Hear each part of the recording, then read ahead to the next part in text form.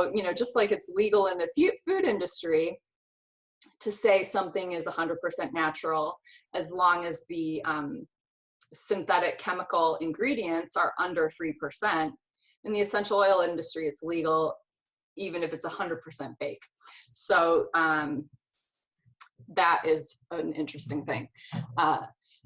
So commonly essential oils are, you know, they can be adulterated with synthetics or with plant isolates that are separated out from the oil to boost a poor quality oil, or to just piece them together to make a completely fake oil.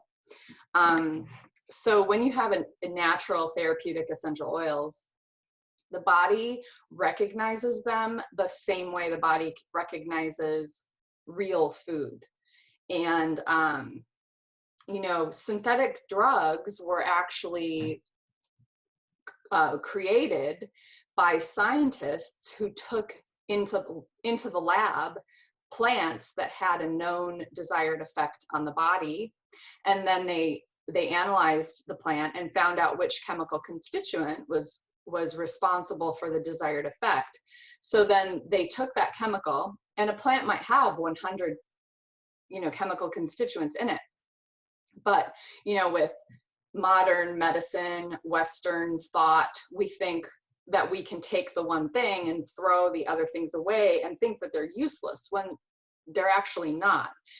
If you take a chemical constituent from a plant that is known to heal, and isolate it and throw the rest of the plant away, what happens is, you know, the whole plant, it's a synergistic effect. So what people might think of as a useless chemical constituent in the plant, they work in harmony together.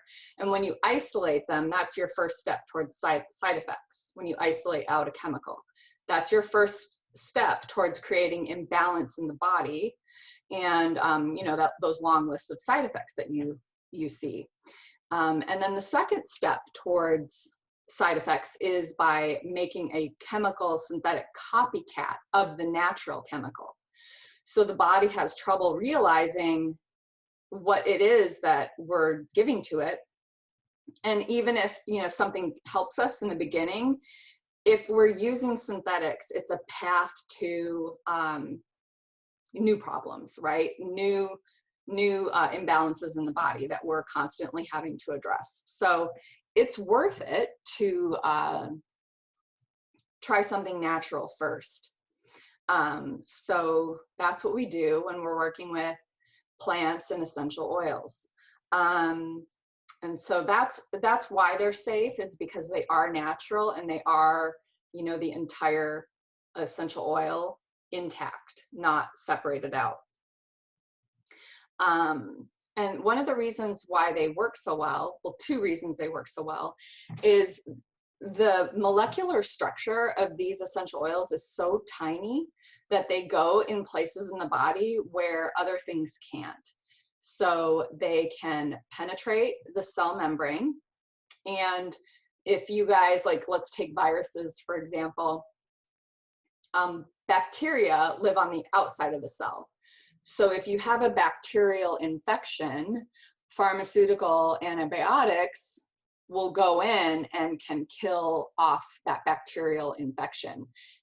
They can also kill off, you know, some healthy gut bacteria, and you know, which then you need to heal your gut. But they do work against bacterial infections. A viral infection, if you go to a doctor, and I've heard that doctors are getting better at not prescribing antibiotics for viral infections. But if they know, if they're a smart doctor and they know you have a viral infection, they're going to tell you that there's nothing they can do, you know, drink a lot of water, rest, and our bodies have to get rid of that on their own. But essential oils can support us in getting better faster. You know, not getting sick in the first place is one topic. And then if we do get sick, what do we do about it is another topic. So essential oils, there are antiviral essential oils that we can use, and the essential oils can penetrate the cell membrane because the viruses live on the inside of the cell. And pharmaceuticals can't penetrate the cell membrane. They can't get in there and do anything, but essential oils can. And what they can do is they can sterilize the virus and keep the virus from reproducing itself so that we can get over it faster. And then in terms of staying well, they're really good at helping us to calm our nervous system so that we are in a state where our immune system isn't being overly taxed with stress. And they're also good at, like, you know, like I'm teaching a green cleaning class tonight. So you can, you know, use them to clean your home, and then your home is chemical free. That's another, you know, reducing our toxic exposure is supportive to our wellness. And then, you know, like I like to make hand sanitizers, and, you know, then I have protocols for illness if people do get sick. And, you know, I'm just a big fan of helping people with that. My two kids are 22 and 19, and neither one of them had to go to a doctor one time for illness until they were 17. Those are interesting stories, because the youngest one had to go at 17 for, he was a wrestler, and some schools don't clean their mats as well as they should. And the teams got ringworm, they got hand, foot, and mouth disease. We cleared ringworm with essential oils, no problem, within a week. We did hand, foot, and mouth disease with different things, high dose quercetin and homeopathy. And then he got impetigo, which is a horrible skin infection. And that's why we took him to the doctor when he was 17 years old, because he was leaving the country the following week with his class. And he took his first round of antibiotics, had a cream to put on his arm.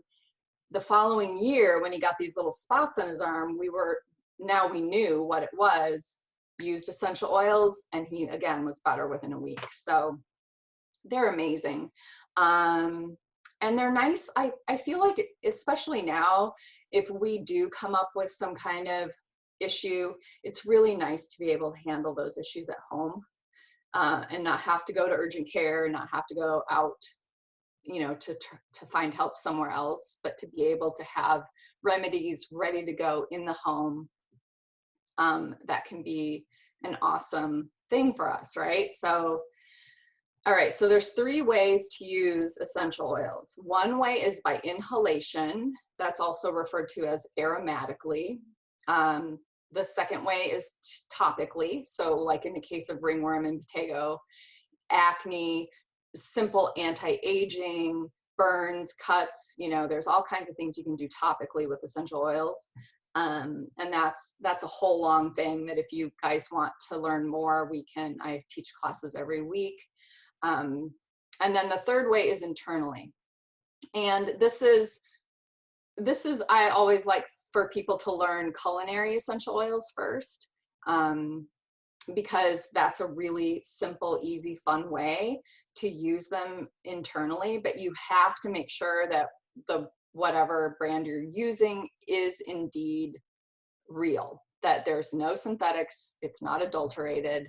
And I want to know that if they're going on my skin or if they're going up my nose. But certainly if they're going in your mouth, you need to know that. And then, so aromatically, a couple of reasons to use the oils and ways to use the oils. So there's a little black diffuser back there behind me, but you guys probably are familiar with diffusers. What they do, the water-based diffusers are my favorite, because you only need like 5 to 8 drops and it'll go up to 10 hours. And when you turn a diffuser off, for hours afterwards, the essential oil molecules will still be in the air for many hours after you turn it off. And everyone in the space is benefiting. So it's a really cost-effective way to use your oils. You can also do a palm inhalation, and that is for emotions or respiratory reasons. So if you have a respiratory issue, you can put a respiratory blend in your palm and do a palm inhalation. Keep it off your fingers, but just put it in your palm. The reason to keep it off your fingers is because you don't want to accidentally then rub your eye. I'll tell you what to do if that ever happens to you and it's uncomfortable. But you just do a palm inhalation and breathe in, and you'll feel the essential oil molecules going down into your lungs. And you can really help, you can heal the lungs by doing that. And from chemical exposures, asthma, bronchitis, an infection, you know, things like that. So, and then if you do it over your nose, you'll feel them go up into your head. So if we were together, I would pass around, you know, eucalyptus or a respiratory blend for you guys to try that. So over the nose, you'll feel it in your head. It's really cool. Another reason to inhale the oils is because right up the nose is the olfactory center of the brain, the limbic center of the brain, and there's a little gland called the amygdala. And the amygdala, it's like a pea-sized gland in the brain. The amygdala is where trauma is stored. So, you know, trauma is an entire topic in and of itself that we could talk about for a whole hour, like how to deal with it. And, you know, I don't know anybody that has had a trauma-free life. I don't think that person exists. So, and it's interesting, you know, to see how what each person's normal is. And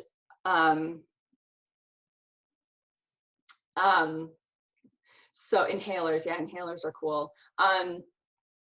So it's interesting when you start on a wellness journey, and you guys are all here, you probably have been on a natural wellness journey for a while, but it's amazing the amount of awareness that we can gain and how we can keep experiencing new levels of well-being and shift what our normal is, right? And one of the ways that I feel like this is like super fascinating is with things like stress and anxiety.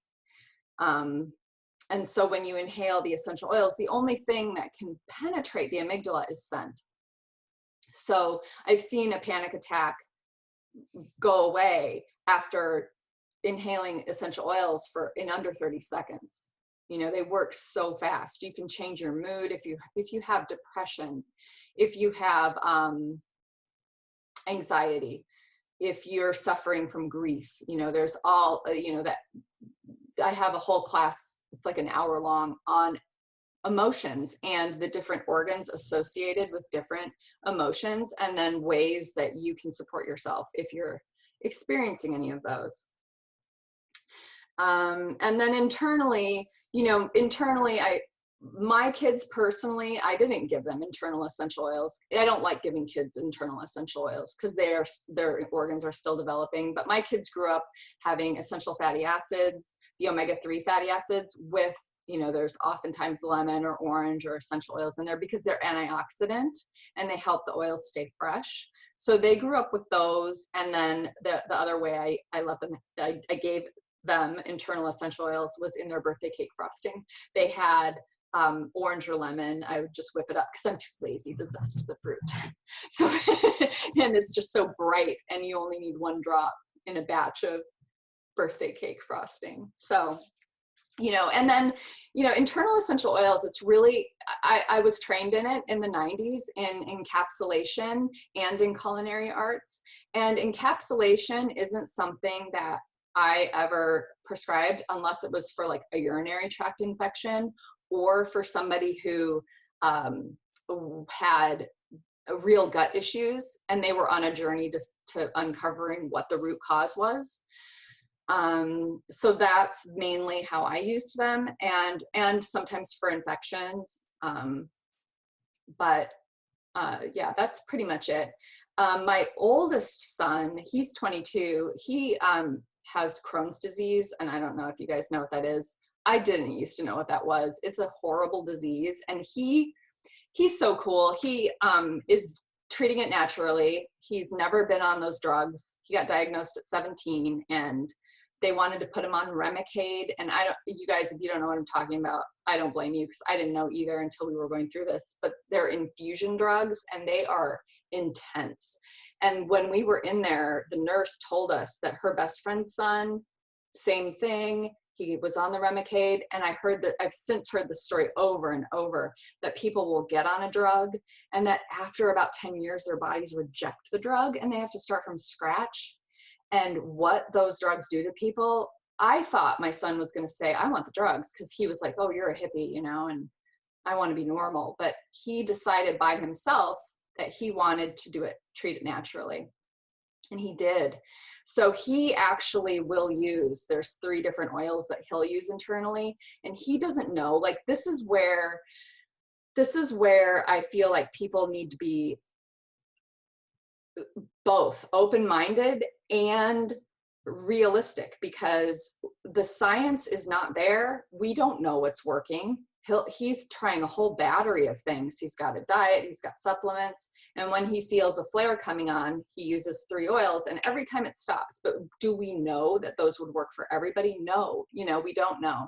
But it'll be really interesting as natural medicine becomes more and more popular. You know, there are John Hopkins Hospital is using essential oils in tests. There's different hospitals using essential oils now. There are cancer centers using essential oils now. You know, frankincense has been shown to help with cancer, and that's another interesting subject, because frankincense extract. Yeah, let's see what she's saying. I can't read the whole thing. How do you know what you can and cannot mix? Okay, yeah, we'll cover that. It's not so much what you mix, because blending, I have a blending class if anybody wants to find out more about that. But if you're using the oils internally, I think using them singly is a good idea, especially if you're trying to attack a certain problem, and working with somebody that really knows internal aromatic medicine, I think would be a good thing to do. I forgot what I was talking about before I read that question. I'm so distractible. But I wanted to read the question. Mixing essential oils, it's really not that scary. There are oils that you don't want to use around babies. There are oils that you don't want to use around pets. But when it comes to adults, and when it comes to blending, you know, there are really good universal recipes for skincare. There are really good recipes for cleaning, and you can just find good recipes. You don't have to make up your own blends if you don't want to, or you could get advice from somebody that knows what they're doing. But blending isn't really that scary. There aren't any oils that are going to be, you know, bad for you because you mix them together. That doesn't happen. It's just, what are you trying to do, and then creating a blend intelligently. It's an art, but at the same time, it doesn't need to be intimidating. I hope that is helpful. So yeah, so internal aromatic medicine. Oh yeah, I was talking about cancer and frankincense. So if you go to pubmed.gov, which I never do, but I've seen it, it's there. If you search frankincense and cancer, you'll find all kinds of research. But there are different compounds in frankincense. So it's the herbal extract. So there are new supplements that are combining herbal extracts and the essential oil. And one of my teachers, Kurt Schnabel, he's a genius. He wrote, where are his books? The Healing Intelligence of Essential Oils and Medical Aromatherapy. He's an amazing guy, but he puts up the theory that if a plant it helps you with different things, then it follows that the essential oil would help you too. And I have found that to be true. And I feel like it's really important to consider, like, if it's the boswellic acid from the frankincense that is helping people with cancer, that isn't present in the essential oil. So what I would really love is a supplement that has the frankincense herbal powder extract and the essential oil, because we do have that with turmeric. And what they're finding is that makes the turmeric more bioavailable. And before, historically, you have to combine turmeric with black pepper in order because of a chemical constituent in the black pepper, helps the turmeric to be bioavailable. So bioavailability is a subject, you know, it can get really complicated, and it's new terrain in terms of internal essential oils. I remember in the 90s learning about French doctors who would inject essential oils. And I was on an essential oil safety group, and somebody was making fun of that notion, like, oh, ha, ha, someday they're going to be suggesting this. And it's like, don't make fun of that, because French doctors have used that for patients with severe infections, and it's worked. You know, like there's studies on thyme, oregano, clove, you know, having incredible effects in terms of like just wiping out an infection that pharmaceuticals are not able to address.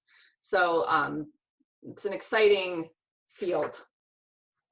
All right, so let's talk about stress and anxiety and the nervous system. So we all know about our parasympathetic and sympathetic nervous system, how we have our rest and digest setting and our fight or flight setting, and we can't be in both at the same time. And then there's also a stress hormone called cortisol, and we probably all heard about how inflammation is a killer. You know, inflammation in and of itself is not a bad thing. It can help us heal.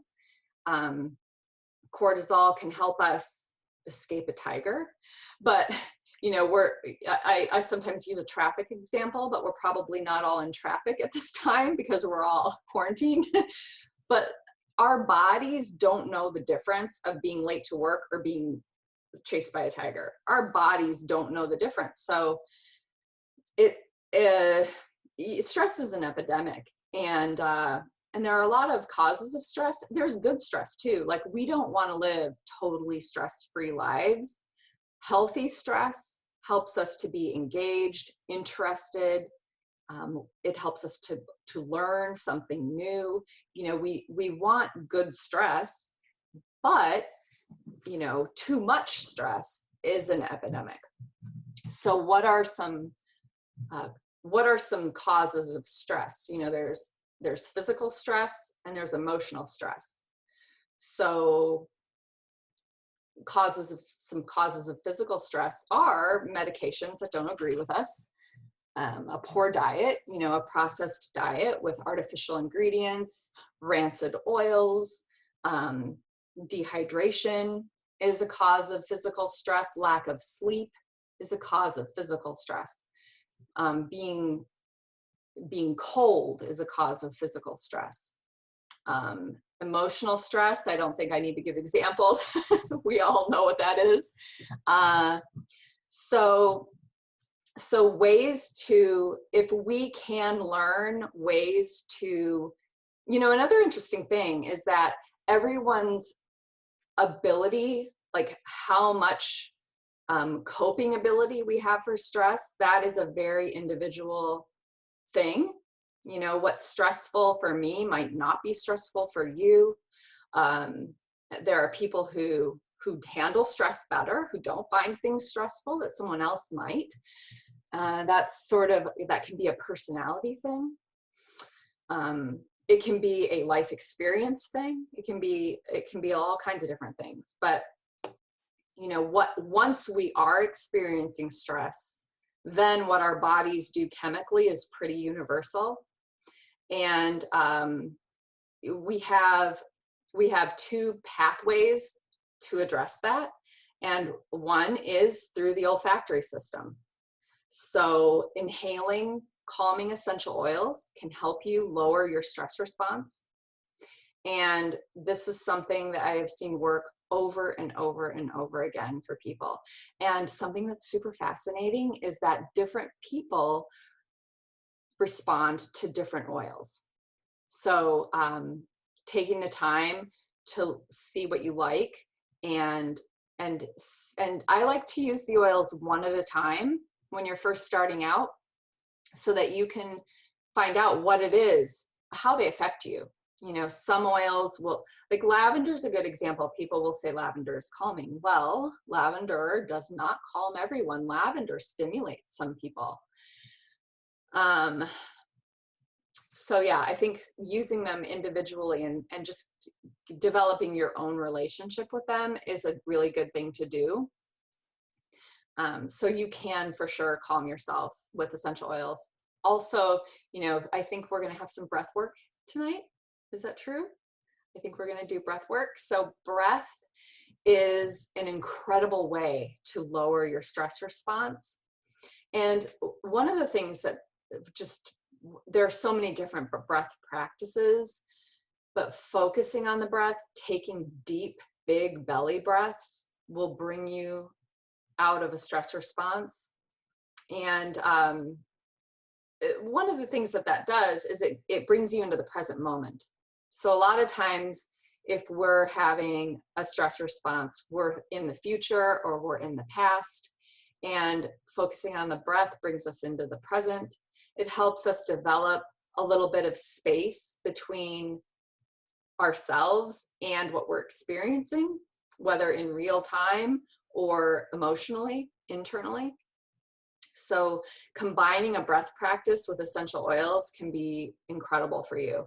And then you can, you know, carry them around with you. There's, you know, you can have like a rollerball bottle in your purse of your favorite calming essential oil. And you can, you know, like my favorite one, I have it diluted. I like to rub it on my lip and just like shove it right up into my nose. And it's like, like a magical Band-Aid for anxiety and stress. So another way to address stress is through the nervous system. And you can do that by taking different calming herbs internally. And so having like, when you have this, if I'm just so obsessed with this topic right now, I've had a health coaching practice for a long time, like 20 years. And all this time, the three biggest complaints are stress and anxiety, digestive issues, and sleep problems. And I taught a high school aromatherapy course, and the kids reported those three things, and it was anxiety and stress that was the most. And it just seems to keep getting bigger and bigger and bigger. So essential oils can help. And how about if I talk a little bit about like the ones that are helping people? There are some roots that can be really grounding and really calming. Vetiver is a really good one. That's the heavy one that I mentioned in the beginning when I was talking about steam distillation. It's a root. It grows in Haiti, and it's really hard work to get it out of the ground. And it happens to be a very grounding essential oil. So that's one that I love. There are some people who have anxiety are really supported with citrus oils. Some people with anxiety are stimulated though, and it will make their anxiety worse. So take the time to find out what works for you. There are some floral oils that are really, really calming. And there's a chemical constituent called linalool. It doesn't matter if you remember that, but it has a very calming effect on the body. In fact, one that I love a lot, the one I just rubbed under my nose, is magnolia. And when my oldest son, you know, he's the one that does a lot of work with his health. He is religiously documenting things, and, you know, he's come up with a diet that works for him. And he was monitoring his heart rate. This was when he still lived at home with me. And he had done something different the day before. And the next morning, his heart rate was really high. And I said, hey, here, try this. He rubbed it on, and his heart rate went down into his normal range again within a minute. So it's so cool to have those experiences and then to know what works for you and to sort of have a toolkit. So a couple other things, not essential oil related, things that can just lower cortisol is hydration is one. And I was actually on FaceTiming with him earlier, and he was saying that he was having anxiety. And I said, well, did you know? Because he was talking about how if he wakes up in the morning and doesn't get up and drink his quart of water right away, because he loves to read, and so he's reading Catcher in the Rye right now, and he didn't get up and drink his water, and he started having anxiety. And I was like, well, did you know that dehydration causes anxiety? And I don't know if that is a commonly known thing, but it's true. The kidneys are the organ are associated with fear and anxiety. And when you are dehydrated, you are going to be more prone to anxiety. So hydration is really important. And stress is dehydrating. Cortisol burns up hydration. So that's one of the main things. Like, I've always start people with a quart of water, room temperature or warm, citrus water or plain, first thing in the morning. Just drink it down. A lot of people in the beginning are nauseous, but then they get over it. Their body gets used to having this water intake in the morning, and then their headaches go away. There's whatever health issues that they're experiencing improve, and anxiety can be really helped and diminished with proper hydration. Personally, I drink 4 quarts of water every single day, and I put a drop of citrus oil in my water first thing in the morning. Citrus oils are antidepressant, so there's just this like burst of citrus happiness because you're getting them aromatically too. And so that's just a tip. I think minimum 3 quarts per day, but 4. Hydrate or hydrate. Yep. That's funny. Okay, so, and then adjusting the diet so that it isn't dehydrating. And that looks like removing rancid oils from the diets and removing rancid foods from the diet. So let's see. You know, I've noticed that some people are better at things like naps. I can't stand naps. I think I've accidentally passed out once when putting a baby down for a nap when I was a mom. I can't stand napping. Even if I'm exhausted, if I lay down and try to nap, I'm not going to. So if you are somebody that is good at sleeping, you know, sleep is really a healthy thing. Did you know that when the body is prone, that is the most healing position? And sleep is when the body does its deepest repair. So there's this whole thing that's popular now, like hustle, I'll sleep when I'm dead. No, don't listen to that. Take your breaks. And if you are a person who is prone to overactivity, or you don't get tired, or you just are a go, go, go Energizer bunny, I'll tell you some tricks. So I have a thing that I teach called wellness stations. So, and habit stacking. So like, for example, I've never worn sunscreen in my life. I'm not sure that I'm ever going to, but I have a friend who's an esthetician and she wants me to start wearing a mineral sunscreen. So I have it at my entry table by my sunglasses and my keys, because otherwise I would never remember. And things like dry brushing. If you want to start dry brushing, that's really good for the lymphatic system. Then you can hang your dry brush by your shower and remember, okay, I've stripped. And then you do it in circular motions towards the heart. And that's really good for exfoliating the skin. It's good for circulation. It's good for the lymphatic system. One thing, I wasn't going to talk about this, so it's out of my reach, but I'm going to get it. This is a lacrosse ball. And for my feet, I like a golf ball. That's the most intense, but a lacrosse ball is really nice for like shoulders, hips, a tennis ball if you have it. But something that I try to remember to do is I take my favorite essential oils blended with a carrier oil. So you don't want to put undiluted essential oils on your skin. The feet can take it, you know, and if you do ever need to put oils on and you don't have a carrier oil, put them on the bottom of your feet because that's not your sensitive skin.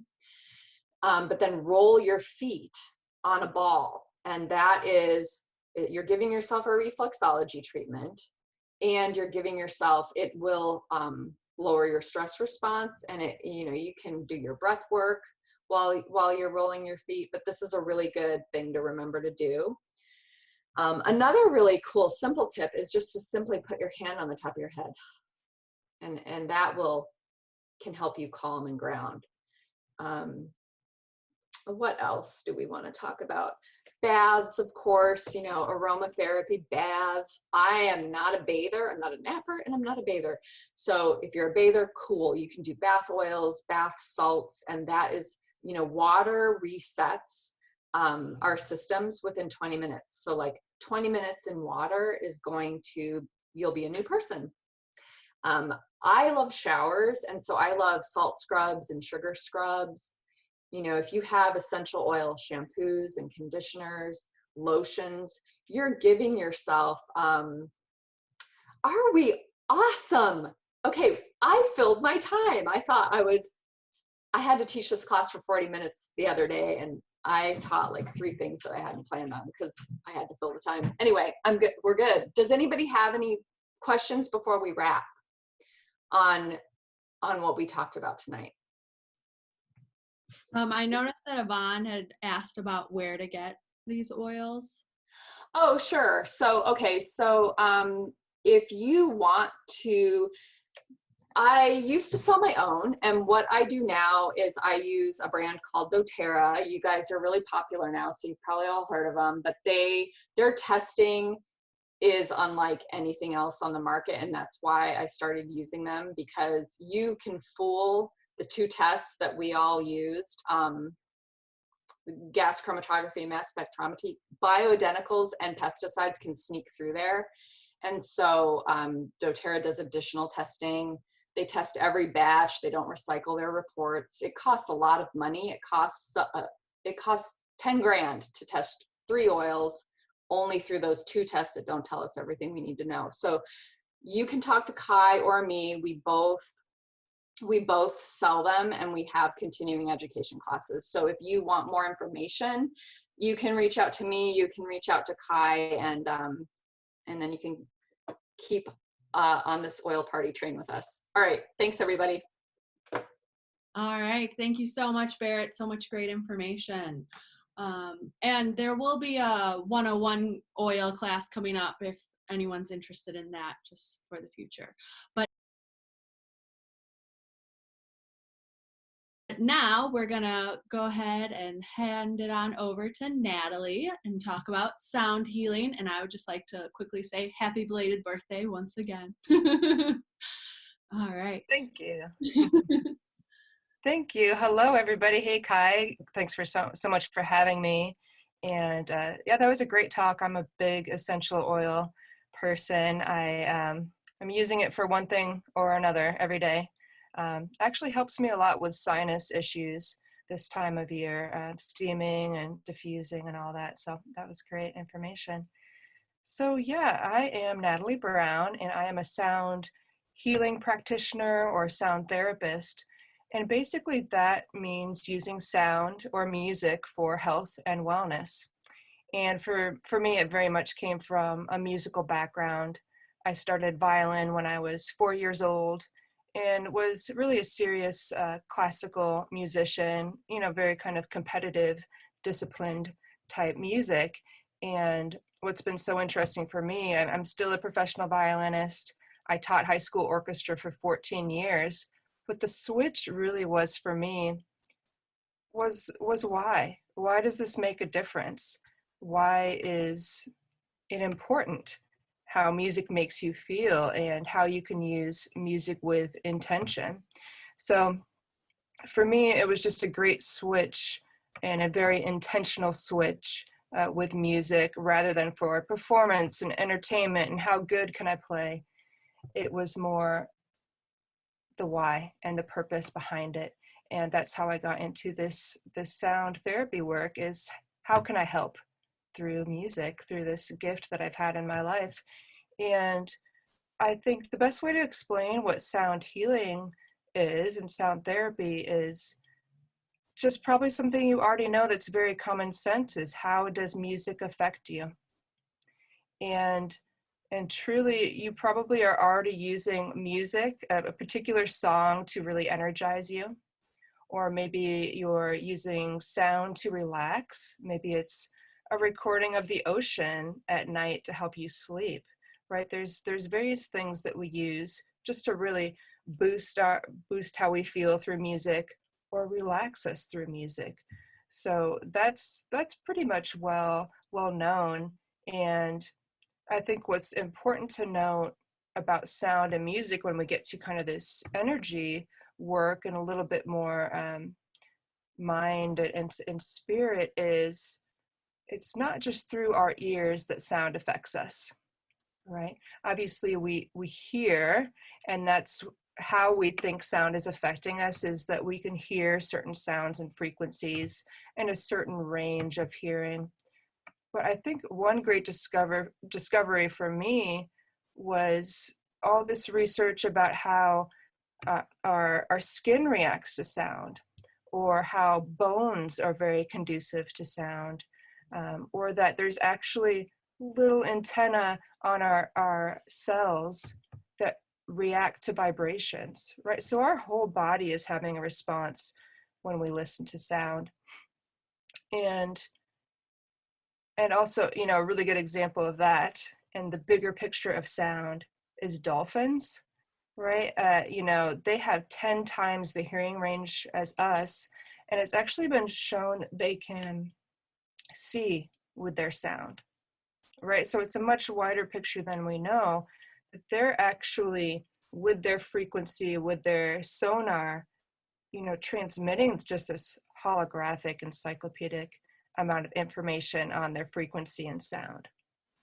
And what's really drawn me into that information is that this amazingness of sound is very old and very ancient, and you see music and ceremony and music for healing across the ages, right? Just this knowledge of the power of sound you can find in Egypt and in Tibet and in India. And in India, you know, and really the Vedic tradition, they say, Nada Brahma, the world is sound. And that's actually true because, of course, now quantum physics say that everything is sound. Everything is vibrating, right? If we could look at your computer screen or the floor or whatever it is, you would see that everything is vibrating. Everything's in motion. And of course, if it's vibrating, it's creating a sound. So if you could listen really close and you could see with a really good microscope, you would actually see and be able to hear that everything is sound. And why that's important is because there's no boundaries, really. If we're able to look really closely, there's no boundaries between everything that is moving, right? It's really kind of this limitless thing. And I think one of my favorite stories about this understanding, that will kind of get us into listening practices, is Dr. John Beaulieu and his work. He's a doctor, also psychiatrist, and what he discovered in the 70s, sitting in a anechoic chamber, which is like a sensory deprivation chamber, right? There's no stimulation at all. He was sitting in this chamber and just kind of meditating, and he could hear sounds. But of course, in a sensory deprivation chamber, you shouldn't be able to hear anything.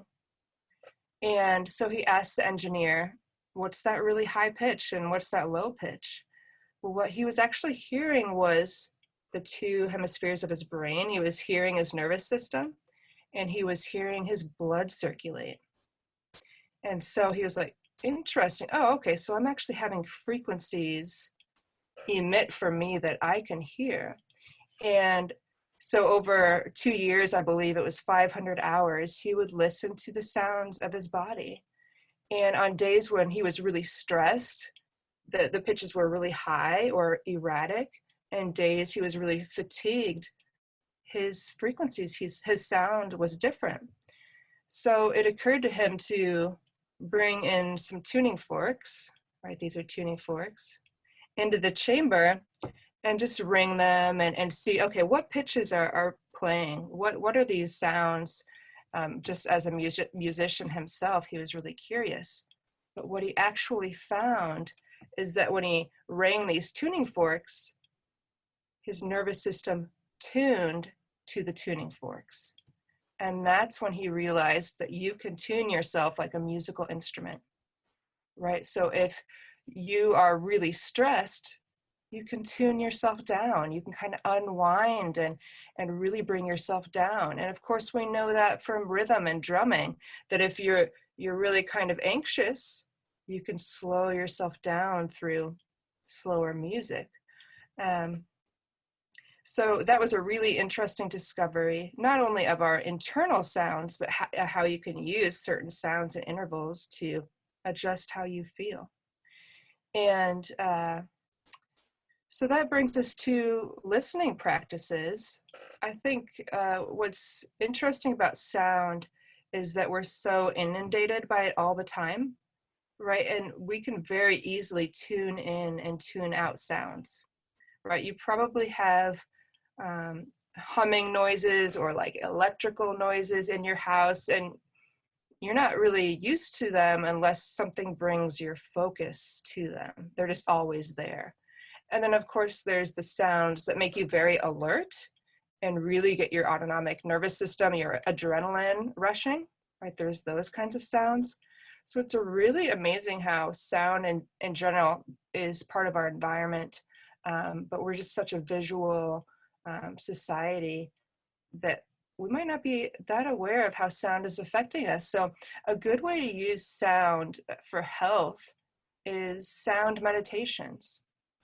And of course that can be through music and really relaxing music, but a good way to get more in tune with your listening is to meditate just by listening to the sounds around you, right? And so this would just be sitting in a space and calming yourself, relaxing, and literally the object of your meditation is what you hear, right? Could be birds, could be the lawnmower starting up next door, right? It could be a semi driving by on the street. And without labeling what it is, and without being annoyed, right? Because there's certain sound that a neighbor might make that might be annoying. It's more just that you're focusing on the sound and bringing your awareness to what's near and what's far from you. And for people that have a hard time meditating, that can be a really good practice because, you know, meditation is often thought to be of quieting the mind and just kind of getting the clutter and all those thoughts out of your mind. Well, a good way to do that is have a point of focus, which could be sound and the sounds around you. And so that's been a really fun focus for me. And I think it's actually helped me not get so anxious when it comes to certain sounds that could be triggering, right? Because what's so amazing about sounds is there's certain ones we know that might make us nostalgic. Like, oh, I know why that song or that sound reminds me of an event or a person. But there's other sounds in our subconscious that affect us and we're just not sure of why. And we can use kind of that listening practice in a meditative way. And just a couple other things about sound. It can be used in a very physical way as well. When it comes to sound healing and sound therapy, we're talking about sound health, right? The frequencies of the body and the vibrations of the body, both at a physical level, energetic, emotional, mental. And I'm sure you're aware of the frequencies of other people around you, that someone's frequency might feel very radiant and very in tune, and someone might kind of seem out of tune or seem stressed and they don't even say anything, right? That's really feeling their energy and feeling a shift that you or someone creates from their frequency and from their energy. So using sound for sound health makes a lot of sense. Of course, ultrasound is used, infrasound is used, but you can use really subtle instruments, and in sound healing, that's usually Himalayan bowls, crystal bowls, tuning forks, the voice, the drum, and really any tool can be used to help align and bring harmony. So if you're familiar with Reiki or energy work such as that, when you do a scan or you're really feeling for energy, this would be very similar. You would be using a bowl. Here's a Himalayan bowl.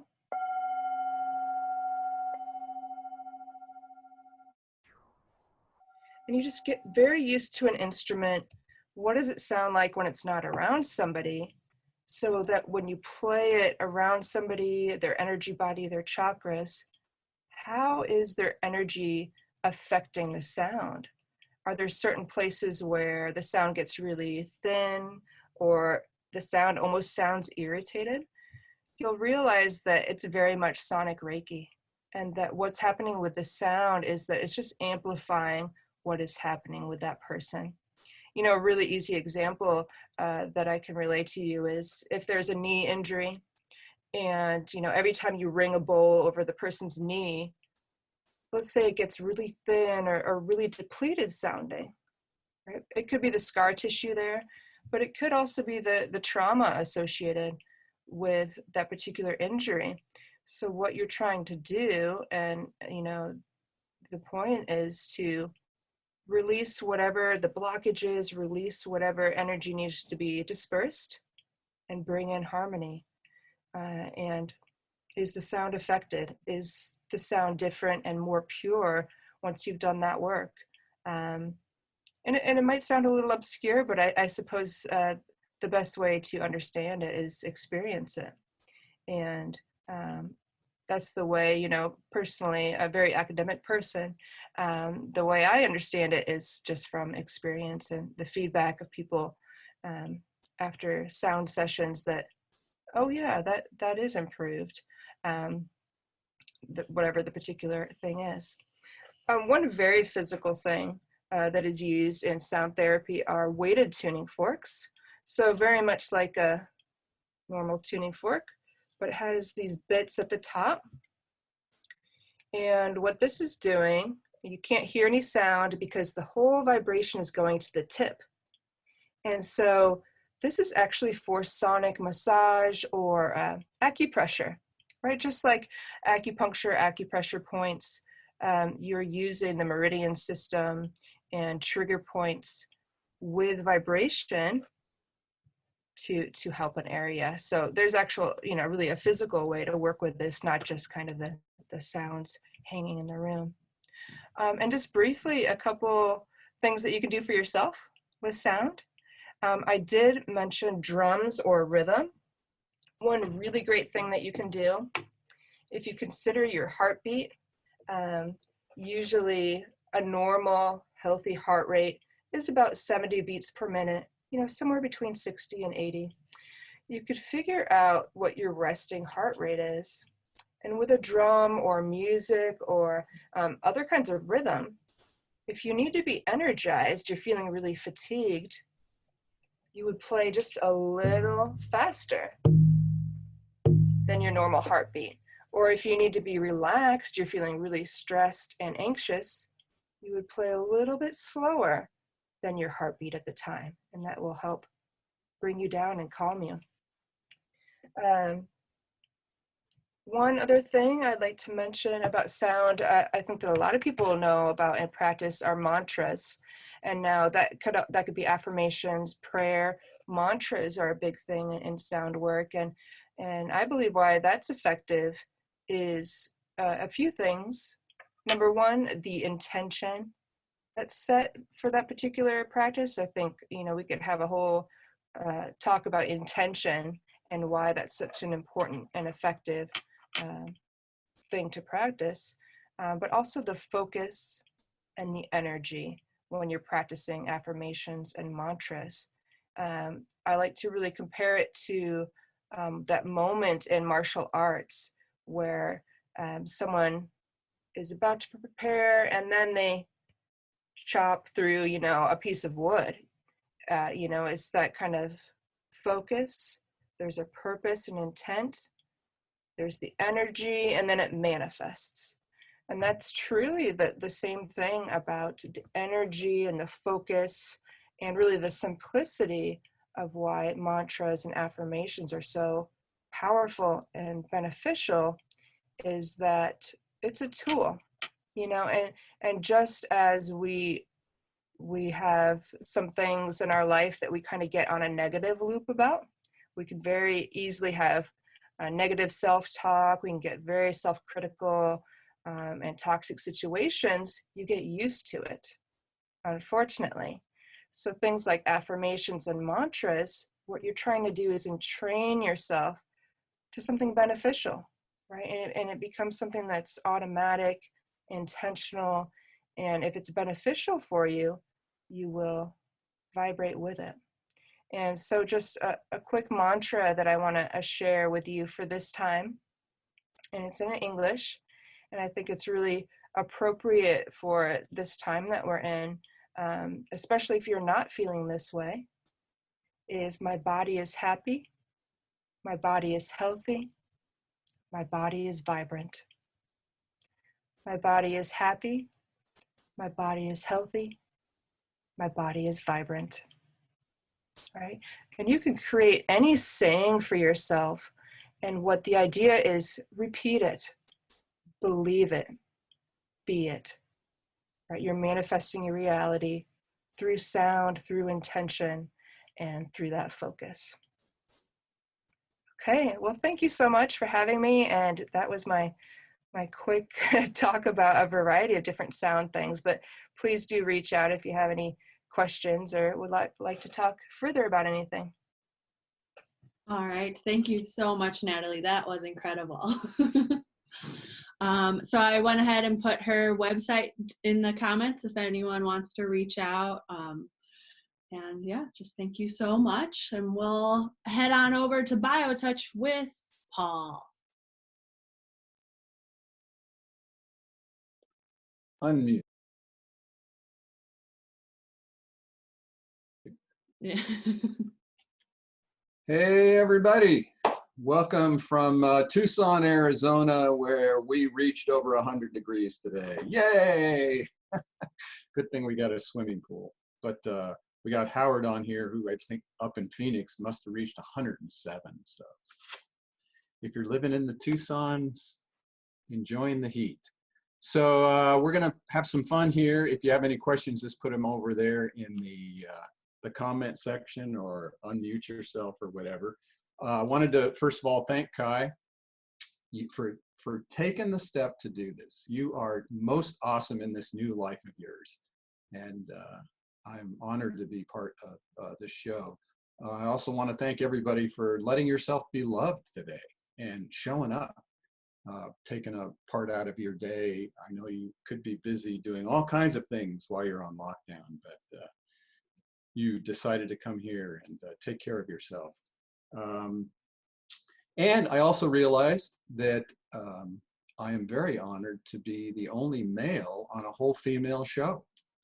And that is really an honor, because I've really believed for decades this new time is about the feminine principle taking over. That it's the feminine that's going to bring healing to humanity. And really, that's why I got involved with BioTouch. So we're going to go back and forth from screen sharing to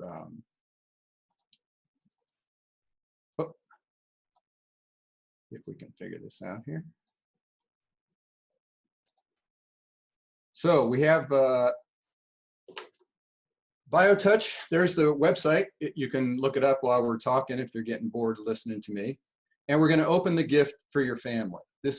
We're really at this period of time trying to get BioTouch into the family structure because everybody's sort of stuck at home, and we have stress, anxiety, we have viruses, and we'll show you the research data that shows how BioTouch has been shown to take care of that. And we want to let you know, just like the last speaker talked about with her mantra, it's really our birthright to be healthy, happy, and loved.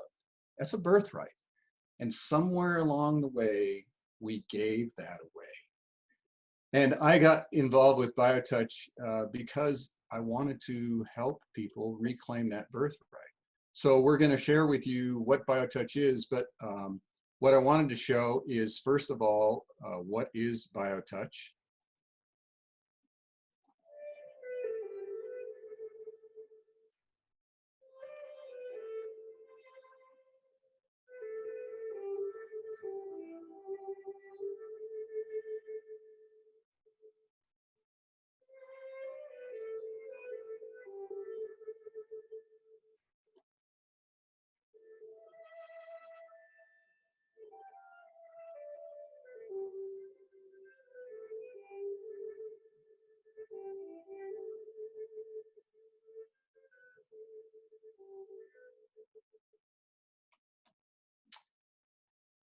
So there you have it. It's those two fingers, as you can see there with our happy little couple.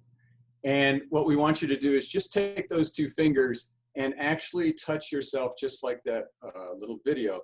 Touch yourself lightly on the skin, as if a butterfly were landing on you. Now, if you have somebody sitting next to you, even better would be to reach over and touch someone else, because BioTouch as a technique is one person touching another on the skin.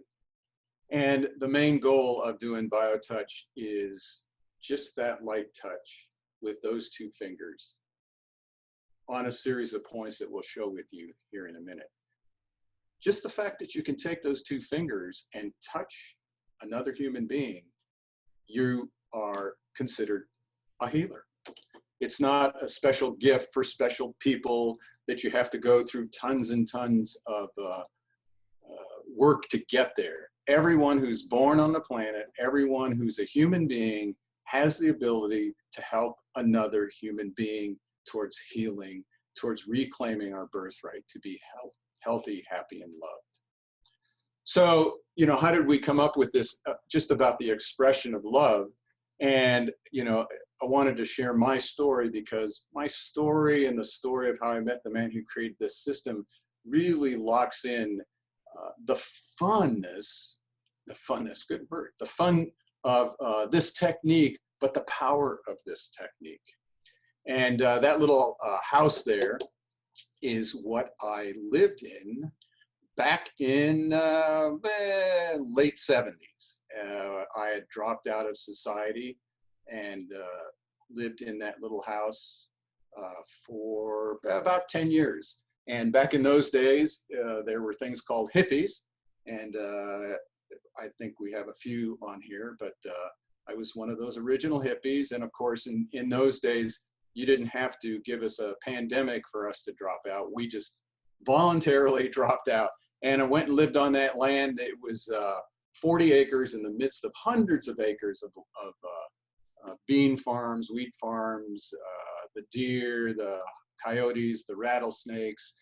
We had our running water was a hand-dug well, and you had to run with the bucket and run back in the middle of winter. We had no running water, no electricity, no mailbox. I mean, we really did, I think it was about 3 or 4 years of just living in isolation, and probably was the healthiest I'd ever been in my entire life. And lo and behold, we had to get rid of that property and move into a little town called Mancos, Colorado. Now, I don't know if any of you have ever been to Southwest Colorado. If you had, just sort of mark it there on the chat form, because I can't see you. Mancos, Colorado is in Southwest Colorado. It's Mesa Verde National Park. There's Durango on one side, Cortez on the other. Mancos, Colorado, that's the Mancos Valley Cafe and Hotel. It's actually still there. And we had to sell our property and move into this little town. And now you need to understand what this town is. This town was and is 900 people. And there was 800, that would be 998, basically Southern Baptists, Mormons, cowboys, and ranchers. And then there were 2 town hippies, and that was my wife at that time and myself.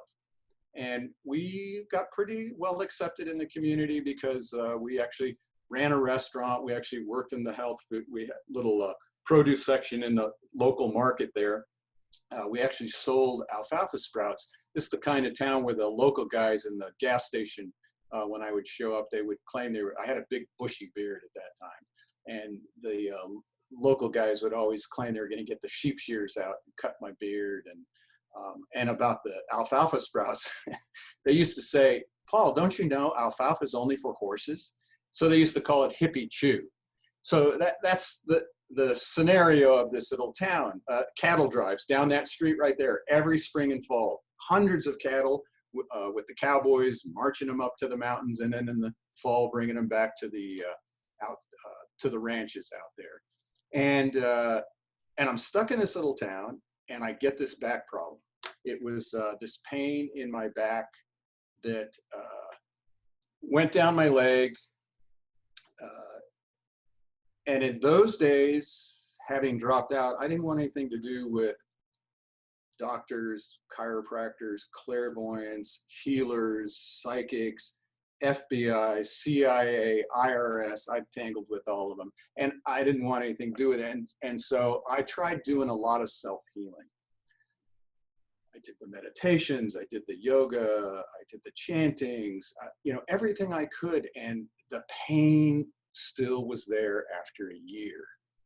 And I realized something really important in the healing field. And that was the danger of trying to do self-healing work and not getting better. Because then I created not only a pain in my butt, but an emotional pain that obviously I didn't have the juice. I wasn't good enough for God. Because I must have some karmic thing I'm working out. I mean, all this whole scenario. So I had an emotional, spiritual pain, and a pain in my back went down my leg. After about a year of this pain, I was talking to some of the local people there. Now remember, the very conservative community, and they're telling me about this guy who did healing work, and he lived outside of town. And I'm like, what? Now we're in the 80s. And these people are talking about a healer. Well, he was actually a mining engineer, and he was in town, he and his wife, looking for gold and silver in some of the old mines outside of town. And people were going to this guy. Well, he didn't have a telephone. So I was real skeptical, healer, and the whole thing. And I'm on the way to the dump one day in my old pickup truck, and there's his house. Didn't have a telephone. And I'm like, oh my gosh, the car drives me up this hill, as the story goes. I get out of the car. Now you have to remember, now I have a big bushy beard, ponytail, cut off jeans, and flip-flops. And I drive up this hill, and I get to this embankment. This is the real biblical part. You look up the mountain, up the embankment, and this guy comes out on the edge of the embankment. And he's a big, burly looking guy. And he has this tight white t-shirt and rolled up sleeves and cigarettes in the sleeve, and his groom and clean ducktail hairdo that comes back in the old days. They used to call it brill cream, a little dab will do ya. And he was still wearing that stuff. And I was like sort of shaking, going, oh, I'm in the wrong place. I'm looking for some guy that does healing work. And he goes, well, that's me. My name's Norman. Come on up to the house. And I'm like, okay. So we walk up these stairs, we get to his house, we open the sliding glass doors, and I'm inundated with smoke. He and his wife were chain smokers and chain coffee drinkers from 6 a.m. till midnight. And I sat down at the kitchen table, and internally I go, this is impressive. I mean, I was very impressed. There was no pretense of healing here at all. There was as I say, there was no incense burning, no whale music. There was soaps playing on the TV. They offered me cookies and cakes. He was actually an ex-John Bircher. He had an arsenal of firearms. If you didn't believe hunting and killing animals was part of his life. Everything anti what I believe. And this was the man that was doing the healing work. And after about 10 or 15 minutes of yakking away, he says, okay, let's go work on you. And he takes me into his bedroom, and he just washes his hands. He has me remove my shirt, and he takes these two fingers, as you saw in that video, and he lightly touches me, as we're going to teach you how to do here today. And he touches me at bottom of my breastbone in the soft tissue there, and he touches just to the left of that big bone, C7. And he does some other points, and he has me lay on my stomach, and he does some touching very lightly, very slow and deliberate on my back. And after about 20 minutes, I hear the door open and close, and I assume he's done. I put my clothes back on, my top back on. I go out there, and we start yakking for 15, 20 minutes. And finally, I got around to asking him, so what'd you do? And he said, well, I touched. Okay, what should I expect to have happen? He says, whatever. And I said, okay, should I come back? If you want, he says. And I'm like, okay, here's the kicker. I say, so how much do I owe you? And he goes, oh, no, we don't charge. In fact, not only did they not charge, they discouraged people from leaving anything. So you would find 20 bucks under the toilet seat, a pack of cigarettes under the bed, a can of coffee, in the living room. People would bring food, and people would come at all times of the day or night. I mean, I remember this one lady showed up at 2 a.m. with a migraine headache that was having her throw up, and they would get up and work with you. And I hung out. My pain went away after a couple of, I went back again, got another session with him, went and got my wife. I said, God, you need to come meet these people, Norman and Carol. And we would just hang out, and I would watch people come from all over the Four Corners area. You would have the Indians from the reservation, you would have cowboys, you would have ranchers, you would have farm workers, you would have migrant people coming in, and people who usually would not say boo to each other on the street. You didn't have to tell them about a 6-foot difference because they didn't want anything to do with each other, but they were all in this house for the same reason. And I've learned over time that that reason is actually the common thread of humanity. We're suffering. That is a commonality of all human beings on the planet. And here was people getting some relief. And one old timer came into that house one day. He was an old rancher from the area. And he said, Paul, you know, Norman and Carol brought love to the Mancos Valley. And the light bulb went off, and I went, oh my gosh. Said to Norman and Carol, we need to get this out to the public. That was in 1989. And I have since dedicated my life completely to getting this simple, profound, effective touch healing technique out to humanity. And so that story, of course, Norman is the one who stumbled upon these points, but we'll go to that in a minute. I don't know if anybody has any questions with that, but that's the story of how I met Norman in this little town. That whole story is actually in a book that was written by that woman there, Deborah Schildhouse, BioTouch Healing with the Power in Our Fingertips. If you know about Gary Schwartz, he works with survival of consciousness work, talking with he at the university with the School of Integrative Medicine actually wrote the preface to that book also. But my whole stories about my mother are all in there. It's a really wonderful story, especially for people who maybe wouldn't do healing work. You know, the goal of BioTouch is like that little town. We're trying to get this to the common folks, to everybody being able to do BioTouch. And so everybody always wants to know, where did BioTouch come from? Well, interestingly enough, Norman's the one who reawakened these points, as I like to say, because as you can see there with that photograph, those are ancient Egyptian carvings that when I went to Egypt, I was actually told by an elder there that BioTouch was actually an ancient Egyptian, or what he called Comitian healing tradition that was tens of thousands of years old. And that particular carving is exactly the same set of points that we do in what we call the greeting. So people always want to know, well, where did Norman get it? He was at a friend's house. A lady of the house was hemorrhaging, starting to miscarriage. She was having a problem, and Norman just spontaneously said, I think I can help. And he was like, looked around like, what the hell? Who's saying that? And he said, if you let me touch, I think I can help. And he did some points with her, and she immediately stopped hemorrhaging and carried the baby full term. So over time, other points came to him. Over time, of course, he thought he was a gifted healer, that he was here to save the planet. But he soon became inundated with people finding out that he did healing work. He was emotionally, physically, and spiritually wasted. And he was actually in Arizona, in Quartzsite, Arizona, where it can get to be outrageously hot. And a woman drove up from Phoenix and said, I need help. And he just broke down and said, I can't help you. I just have no more time or energy. And that's when it came to him that he needed to teach people how to do this.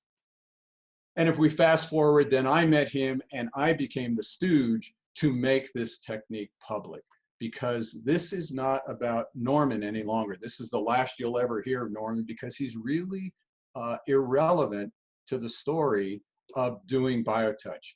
This technique, whether it's ancient Egyptian, whether he got it from the extraterrestrials, whether he stole it from the Rosicrucians, it is a technique that everybody knows when you watch them do it with one another. 6-year-olds can do it, 96-year-olds can do it, mom can work with the kids can do it with their parents. Nothing greater than watching a 6 or 7-year-old or an 18 or 20-year-old work on their parents. I think we're at a time too on the planet where it's time for parents to be able to be vulnerable with their children and say, you know, I need you to help me. I need you to help me. I think it's time for all of us to turn to one another and say, I need you to help me. So this is a technique of one person touching another. It's always one of the main questions, even though people can take these points and use them on themselves, but the technique is being taught as one person touching another, which is why it can become so vital and important to do that during this crisis time that we're in the planet. And the nice thing is, it has no barriers to language, because if you, the Dalai Lama said once, if you want to understand the oneness of humanity, look at bodies. Look at these bodies here on this screen. Every body is the same. It's the one thing that we all agree to. And what's wonderful about this coronavirus, it's bringing us together in an identification with this body and this virus that's infiltrating these bodies. And the whole world is waking up. The whole world is stopping. And biotouch can be a vital part of that, because there's no language barrier. It's these two fingers touching another human being. It's creating relationship based on love. You don't have to have an intention. You don't have to think about what you're doing. I can worry about what I'm going to eat for dinner. The touch itself bypasses anything about my ego or what I think should be a proper protocol for that particular person I'm working with. So let's see. So true. I want to live in a world where no one is afraid to show their vulnerability. Yeah. Thanks, Yvonne. I think that's really important, is that we are vulnerable. You know, when I went to Egypt and I was interviewed on a local Egyptian radio TV station that actually went to all the Middle Eastern stations, and it all had to be translated to me, I recognized, and I'm really seeing that with the virus, that the people suffering any part of the planet is the same as any American who's suffering. We're all suffering. We all are afraid. And all we want is to just be loved. That's all we want, really. And all we want to do is to love another human being. We just lost the ability to do that. Biotouch gives us that opportunity without having to make it philosophical, political, or of the mind. You just reach out and touch another human being. So, one of the questions people always ask, well, what do you have to touch on the skin? Why do you have to touch another human being? I wish I could show this, but it's too wobbly. But we do have this little ping pong ball here.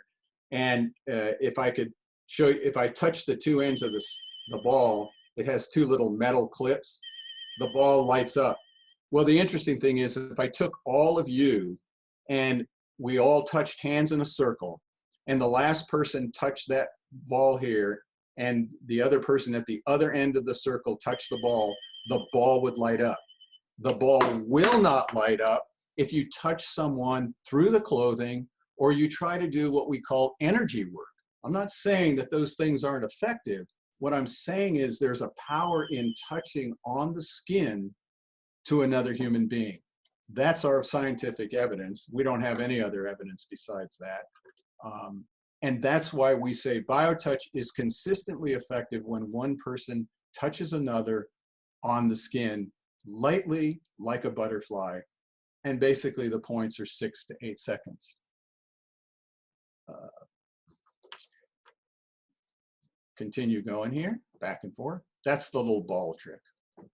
So who's effective at it? I love these pictures here. There's when I was in Egypt there, we can see that where I stayed was right there on that picture.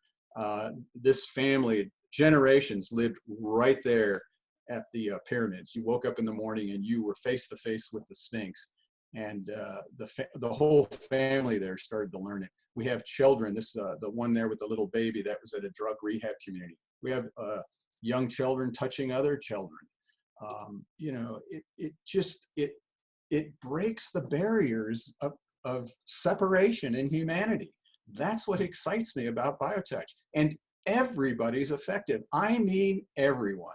I can go out here on the streets of Tucson, take anybody that's walking on those streets, not very many right now, but I could take anywhere, and they could be wearing a mask, it doesn't matter, and teach them how to do BioTouch.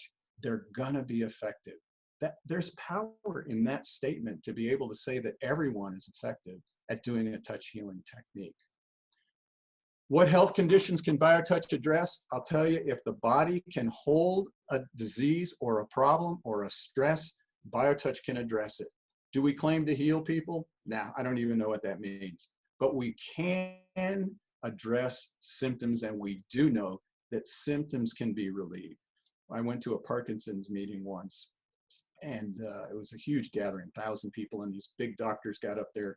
Remember this one doctor, he said, just up here to tell you, we still don't know what Parkinson's disease is. We still don't have a cure for it, but we do have a new drug that can help with the symptoms. And so I've said since that time, well, hell, BioTouch can help with symptoms. So if the body has the problem, BioTouch can address it. We're not faith healers. We don't slap you on the forehead and you fall over and all of a sudden all your ills are taken care of. It takes time for the body to heal itself. So what we did is we did do some research, which becomes important for that part of our brain that wants documentation. In fact, Gary Schwartz just had a presentation yesterday about truth. And scientists say, well, show me the documentation. And so he actually did one of the research projects with us at the Human Energy Systems Laboratory. Dr. Ken Stevenson did some more research with us, the University of Texas at Tyler. And Dr. Carol McKenzie, who was the director of nursing, did research with us. Dr. Stevenson actually related BioTouch to all these other techniques that are out there because she never had heard of anything called energy healing or touch healing. So she did a chart relating BioTouch to other things, which people are always asking us. How does this relate to Reiki? How does this relate to therapeutic touch or healing touch? And so she took these key areas of centering and meditation, how in BioTouch you don't have to do that. And she related it to kangaroo or grooming touch, which is the touch of a mother with a baby, okay? So with BioTouch, there's no centering or meditation. With Reiki and healing touch, therapeutic touch, there is. This is what she found on the internet. I'm not biased in any way with any of this.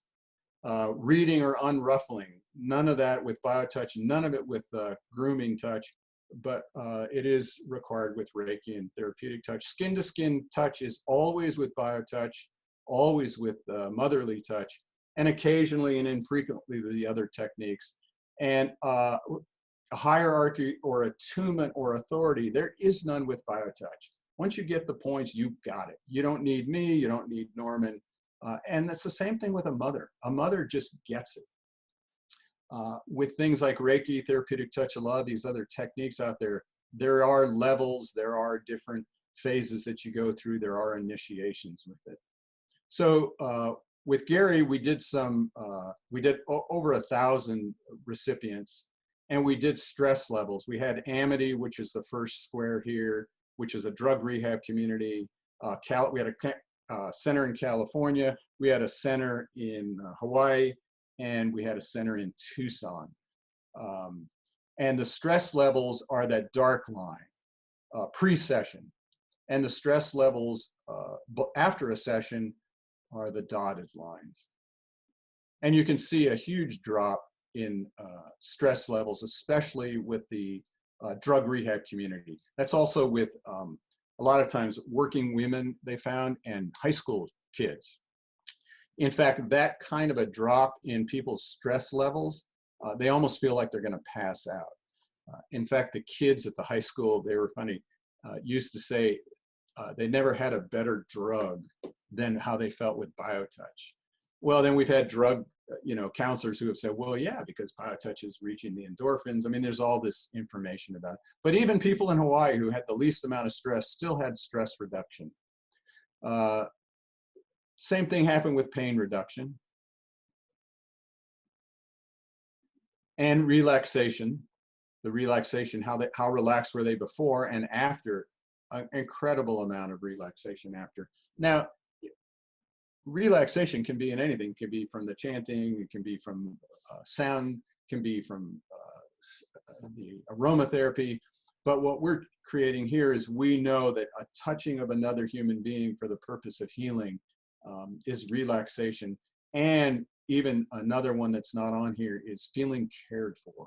One of the main things in this pandemic situation is people needing to just feel cared for. And in that, there's healing. As Dr. Stevenson found out, Dr. Stevenson actually did blood spot and saliva testing.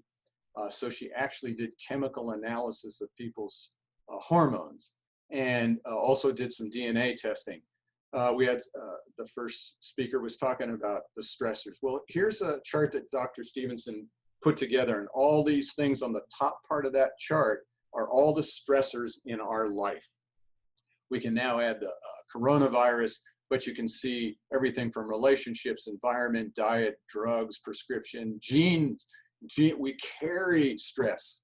One of the things that I learned when I was 5 years old, I wish that everybody could be healthy and happy.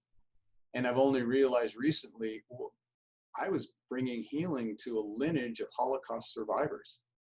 And me meeting Norman was a way for me to break that cycle. So all these emotions, childhood trauma, sexual abuse, all those things create chronic stress, Kenna said, which creates immune dysregulation and cortisol dysregulation, which over time creates dementia, cardiovascular disease, infection, tumors, mood disorders, obesity. What she found is if you put BioTouch into that chronic stress cycle, you increase what's called interleukin-12, which improves your immune system and is for healthy aging, promotes cancer healing, fights infections, and it improved the circadian pattern of cortisol release. So people were they were in their rhythm. So what we want to do is actually, let me see if there's any questions here, and then I'm just going to teach you how to do this. With this crisis and the mandates of social distancing, can this be effective if it has to be performed with gloves? Well, what we say is we teach the technique with one person touching another. The gloves really don't do much because they'll hold the virus. The key with doing BioTouch is washing your hands before the session and then washing your hands afterwards. You can wear the mask if you're there. But again, what we're saying with people is, here, we're going to teach you the system and then apply it in whatever way you feel comfortable. It's not going to hurt. The nice thing about BioTouch is you can't create a problem. You can only create healing work. That's another thing is people don't have to worry about, like people were asking about, can I mix this with that? Can I take this, herbal remedy with this? Can I, how much is too much? With BioTouch, you can't do too much. You can't hurt anybody. You just do it and then go have your beer and pizza, whatever. Or the kids just want to go out and play. They've already done it. So yeah, that was a good question. Do whatever you can. Just do it. We want to teach you the greeting. The greeting is the one set that we know if this is all you could do, you're going to be effective. You're going to start a healing process. Bev, who's going to talk about astrology a little later, she and I run the foundation that teaches this around the globe. we're sort of excited about this lockdown because it's forcing us to get it out there into the digital community. So we do a show every Mondays with Bev and Paul, Facebook Live. We also have ways that you can learn this online. What I'm going to show you now, you can actually download this for free. Just go to our website, justtouch.com, and just click on the link to download the preview of what we're going to show here called the greeting. This is the key to the system. If you could do nothing else, we ask you just to do this with another human being. We actually have a 21-day challenge. We ask people just to do the greeting with another human being. And if there's not a human being with you, you know something, just think about them. Think about doing it to them, and think about them doing it to you. And what we're going to show you here would take you 30 seconds. The problem with our society is we don't have 30 seconds, but maybe now we do. Maybe now I could take 30 seconds, because you only touch these points for 6 to 8 seconds. Point 1, if you want to find it on yourself, now you're going to take an index and the middle finger. This is the only set you use one hand. You're going to take the index and middle finger of your dominant hand, okay? So take those 2 fingers. I'm left-handed. And you want to find that point 1. That point 1 is, if you feel on your breastbone, it gets into the soft tissue just below the bottom of that breastbone. And you want to touch that point 1 lightly for 6 to 8 seconds. And now you're going to take that same dominant hand, and you're going to, if you go to the bottom of your neck and you lean your head forward, there's a big bone that pops out. If you know anatomy, some people call it C7. All of our terminology in the manual is all with terminology that people can understand. So we call it the big bone. You want to take your same dominant hand and go about 1 inch to 1.5 inches to the left of that big bone and hold there for 6 to 8 seconds. So 6 to 8 seconds with point 1, 6 to 8 seconds with point 2, and then let somebody do that to you. That starts a healing process. From there, you can then take both hands and touch points. If you just want to touch locally, like if you're just doing the neck, you just touch on either side of the neck, and just 6 to 8 seconds. And sometimes we do a sweep where we slowly and deliberately move across an affected area.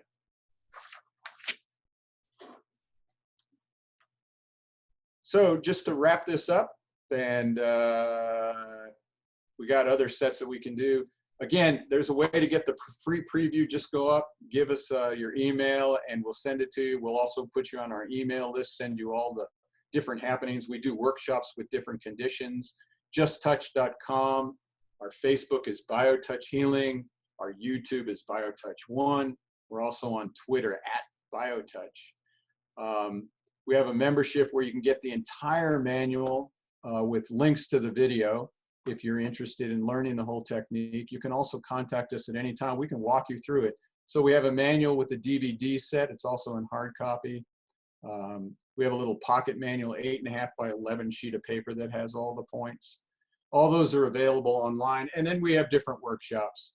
But here's a way to get hold of us: office@justtouch.com, 800-GREET-12, the greeting 12, justtouch.com. That was awesome, Kai. Yes, indeed. Thank you, Paul.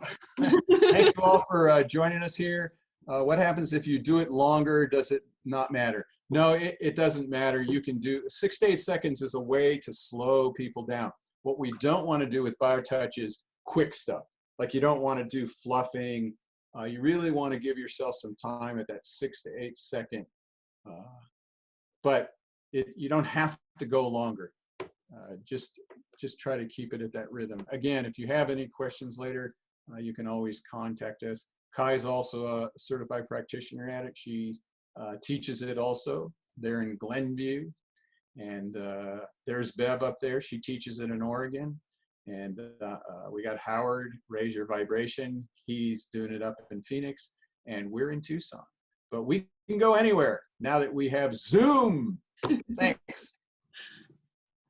And I just want to attest, I had my husband do the greeting, stress set, a little bit of the headset before we got on here today to, calm the nerves and the excitement of being here. But thank you, Paul. Always love hearing the story. Yeah, and tell them too, I did it for you when you got married. Oh, yeah. Oh, definitely. Couldn't do any big day without biotech. All righty. Thank you so much, Paul. And we'll go ahead and head on over to Karen, meditation.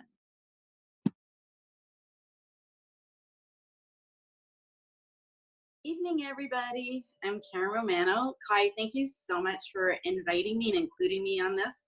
It's very exciting. Such a cool thing you're doing. So just a little bit about myself. I have been an intuitive my whole life, and I started down this path over 30 years ago. Ran away from it for a while, but I'm back. So Kai asked me if I wanted to do something on meditation and chakras, which some of my favorite topics. So I'm just going to do, because we only have 20 minutes, I'm just going to do sort of a very brief sort of meditation. One of the things that I've been studying chakras for forever, and the last little while, all of a sudden, I sort of got this download to go back to them and sort of go back to basics. And I was like, oh, that's kind of silly, and I've done this for so long. And I started researching them again and sort of looking into them. And I was like, wow, there is so much there that I had forgotten about, and how important it was to balance your chakras, especially your 7 main ones, and how they really sort of, if you pay attention to your body, you'll know which chakras are balanced and what are out of balance. So just to give a couple of like really simple ideas so that you can kind of be tuning into your own body, or things that happen to me. So I know if I all of a sudden feel like I've got a big like block in my throat, I know my throat chakra is off. Or if I'm feeling like I have so much pain in my heart or sadness or grief, I know there's some healing I need to do in my heart chakra. For some people, it might be your legs. So you know your root chakra is out of balance. So what I'm going to do in this meditation, which I think is probably the easiest thing to do, is I'm going to sort of associate the color that goes with each chakra as I go through them. I'm also going to give you one word. And these words kind of came to me today. All of a sudden, it was like, give a word, so that if you're working on your chakras or you're feeling blocked in some way, that you can kind of just start to think about this word, and it'll help you sort of focus on your chakra and help you to start clear it up and remove whatever the blockage that's going on with it. For me, it's a really simple technique. I feel sometimes, even myself, I make it more complicated than it needs to be. So I'm feeling if I give you sort of some simple techniques, that when you're on your own, you can just come back and it's like, you know what, I'm feeling a heaviness in my chest right now.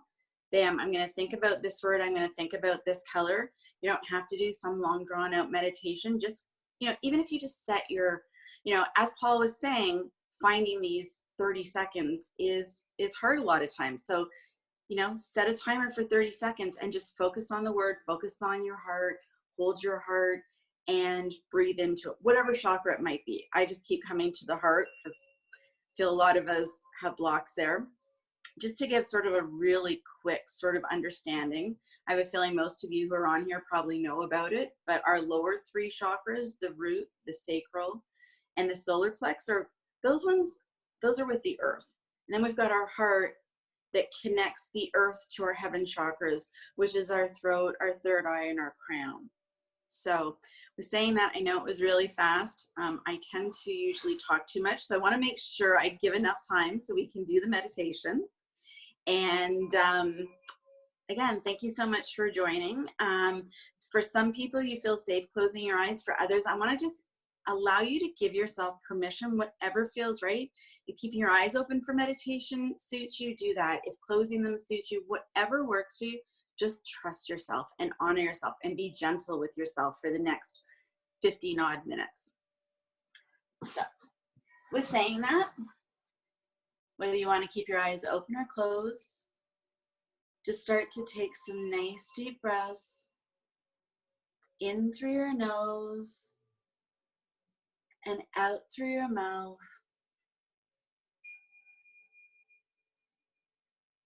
Just breathing in love and breathing out any sort of emotions at this point that you're ready to let go of, whether it's fear, whether it's worry, whether it's panic, insecurity, whatever comes to you, just kind of breathe in love and allow yourself to breathe out what no longer is serving you at this moment.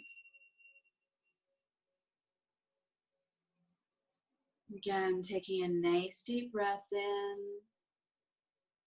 You can hold it for a few seconds and then exhale, letting it all go. Just feeling more and more peace, more and more relaxation, feeling calmer and calmer with each breath. And now I want you to imagine yourself somewhere that brings peace to you, brings calm. It could be where you are. It could be on top of a mountain. It could be beside a babbling brook. It could be in front of an ocean. It could be in the desert, in the midst of a forest. Whatever feels right for you, just imagine yourself. Notice if there's stars and the moon above, or if a sun is shining down brightly on you. Breathe in all the smells that are around, whether it's salty air, the smell of the grass,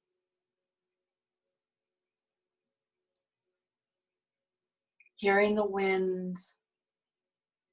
Just breathe in nice and deeply.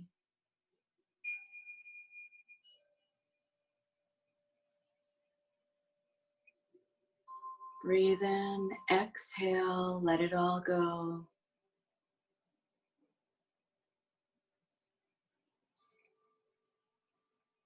Really pay attention to if there's any animals around, any birds, any insects. Just trust whatever comes to your mind.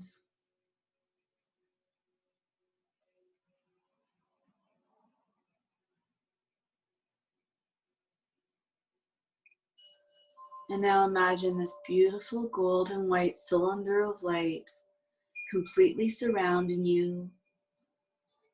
6 feet below, 6 feet in front, 6 feet behind, side to side, and above.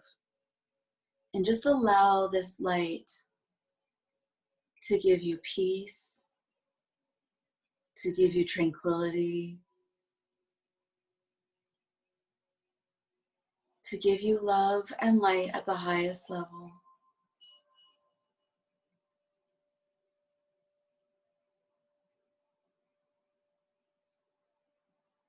Breathing nice and deeply, feeling more and more relaxed with each breath.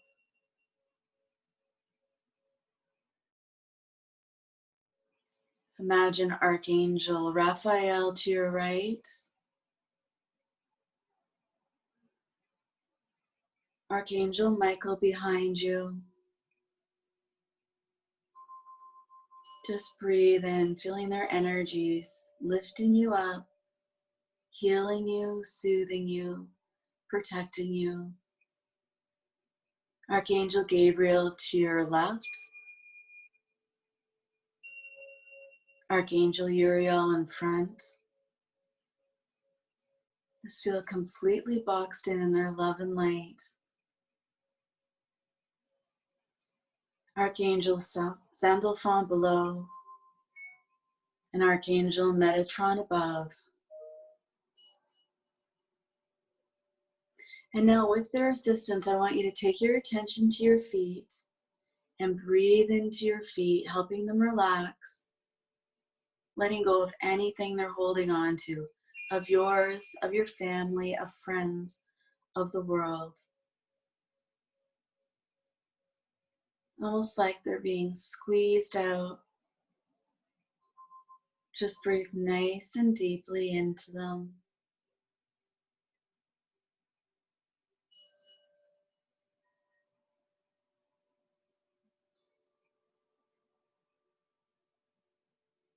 And now moving up to your calves. Breathe into your calves. Allow them to relax. they are safe and they can trust the process. Just breathe nice and deeply.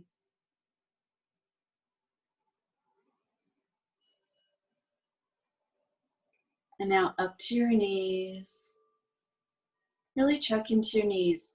If you feel there's a tight elastic there, whatever, you can ask your angels to help cut them away. It is okay for you to move forward.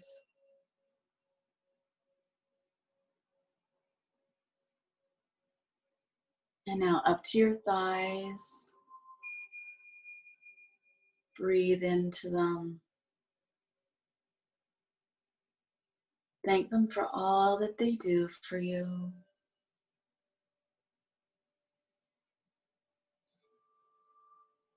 Just breathing nice and deeply.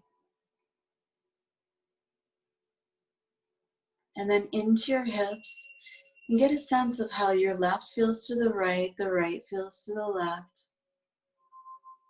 And if one feels a little tighter, a little bit of out of balance, just take a few nice deep breaths, breathing into it, allowing it to relax, allowing it to feel more peaceful, allowing it to move with ease.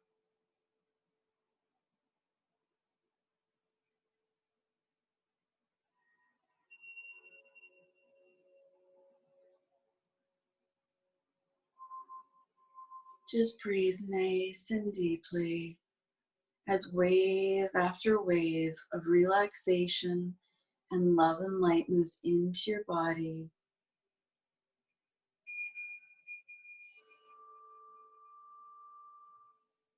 Breathe now into the lower abdomen. Just allow, if there's any cloudy stuff, this breathing just moves in there and moves it out. Thank it for the lessons it's taught you.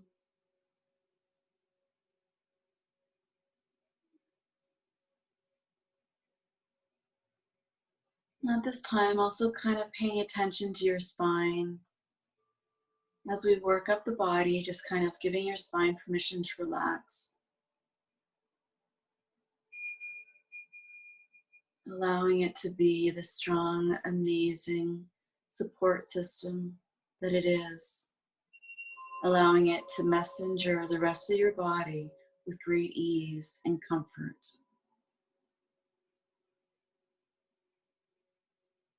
And now moving up to the solar plex. Breathe in here. Get a sense of how this is feeling. And taking the attention to the back as well.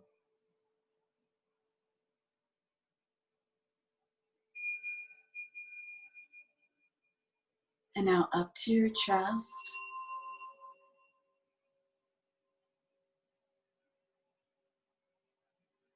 Just breathe.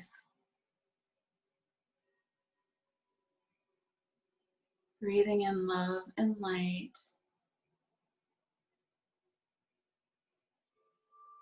Now taking your attention to your shoulders. Again, notice at your shoulders how the right feels to the left to the right.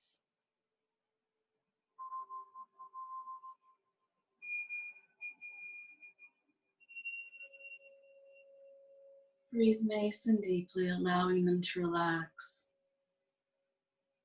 It's okay to take the world off your shoulders. This is your time.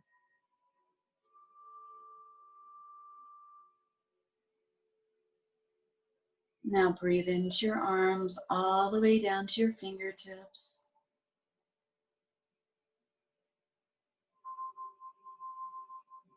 Just allowing them to relax, allowing them to receive.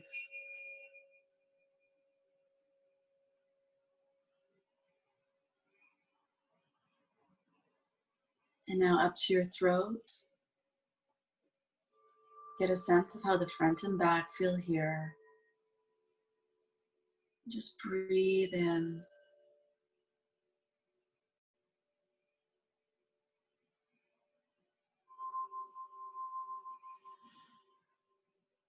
Now into your face. Imagine all this breath and this love and light just helping all these amazing muscles relax, allowing you to have a smile on your face with ease. Helping your eyes get softer and softer.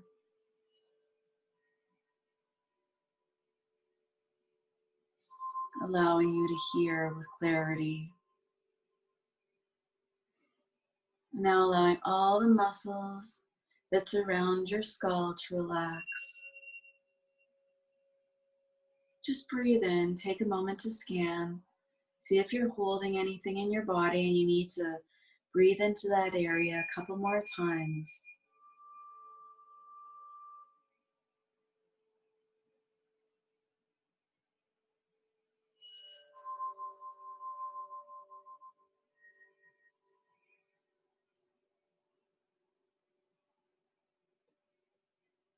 Now taking your attention down to your root chakra, like you're sitting on this amazing ball.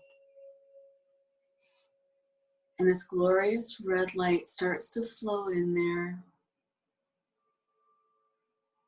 Just breathe nice and deeply, knowing that you are provided for, knowing that all your needs are being met. Have trust and faith.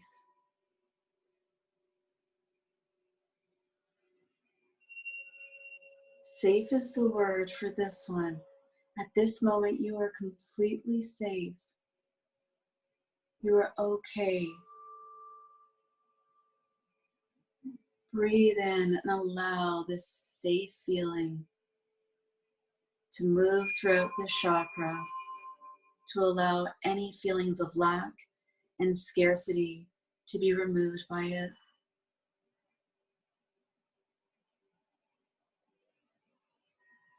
Breathe nice and deeply. Breathe in this red light.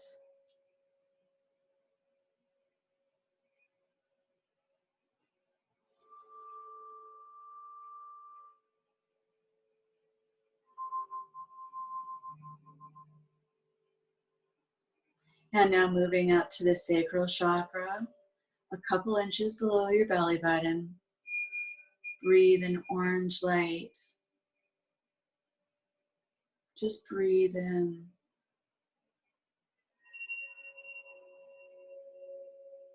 Trust that you are the creative being that you are. That you are capable of anything.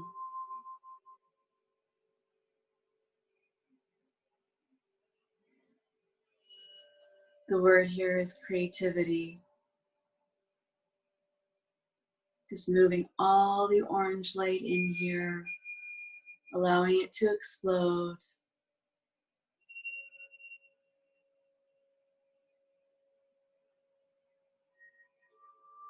Trust for any ideas that move forward for your next creative project. Honor the amazing creation you are.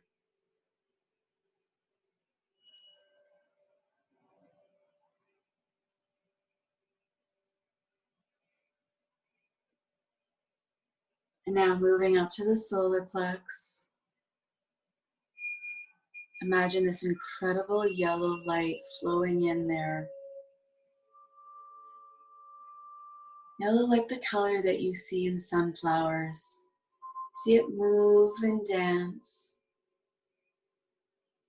helping you to let go of control, trusting in divine, let go and let God.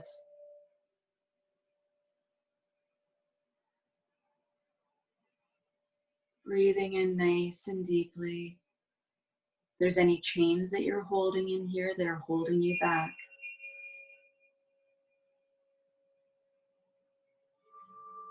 And the word here is power.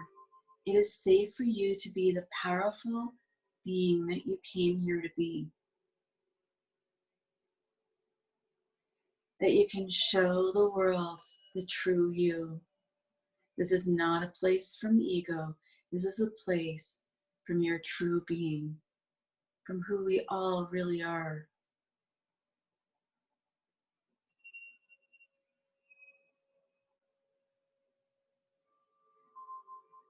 And now moving up to the heart chakra, breathing nice and deeply, allowing your goddess, your God to shine through.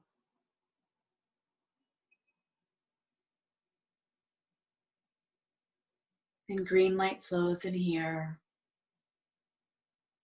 Love is the word with this one. And up to your throat center, incredible blue light flows in. Truth is the word for this one. The third eye is an indigo color. And intuition is the word for here. And now your crown chakra. Divinity is the word for here. And an indigo color flows in. Sorry, a violet color flows in. Just take a couple of nice deep breaths. Thank the angels for joining you today. Feel yourself coming back down into whatever space you're in. And gently open your eyes. Well, thank you so much, everybody, for coming. I'm so sorry I went over, of course, which I was worried about. Thank you so much. Love to you all. Thank you so much, Sharon. That was incredible. I'm going to add your website here in the comments. If anyone has any questions, feel free to ask them right now, or you can always get a hold of Karen on her own. And she also offers some amazing meditations on her Instagram. So I'd highly recommend checking those out. Alrighty. Thank you so much, Kai. Love to you. Love you. Thank you for Thank coming. you. And now we're gonna hop on over to Bev in Oregon.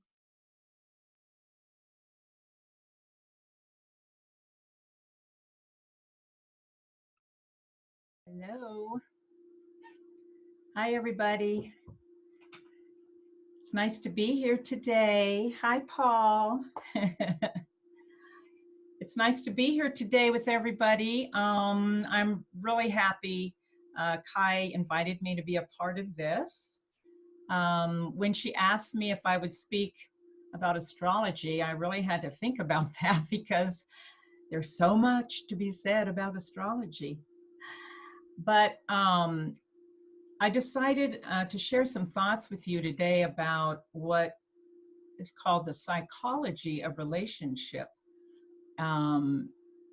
astrology, in terms of astrology. And just to give you a little bit of a background, I've been practicing astrology for 40 years, and 30 years of that have been a student of the Ageless Wisdom teachings.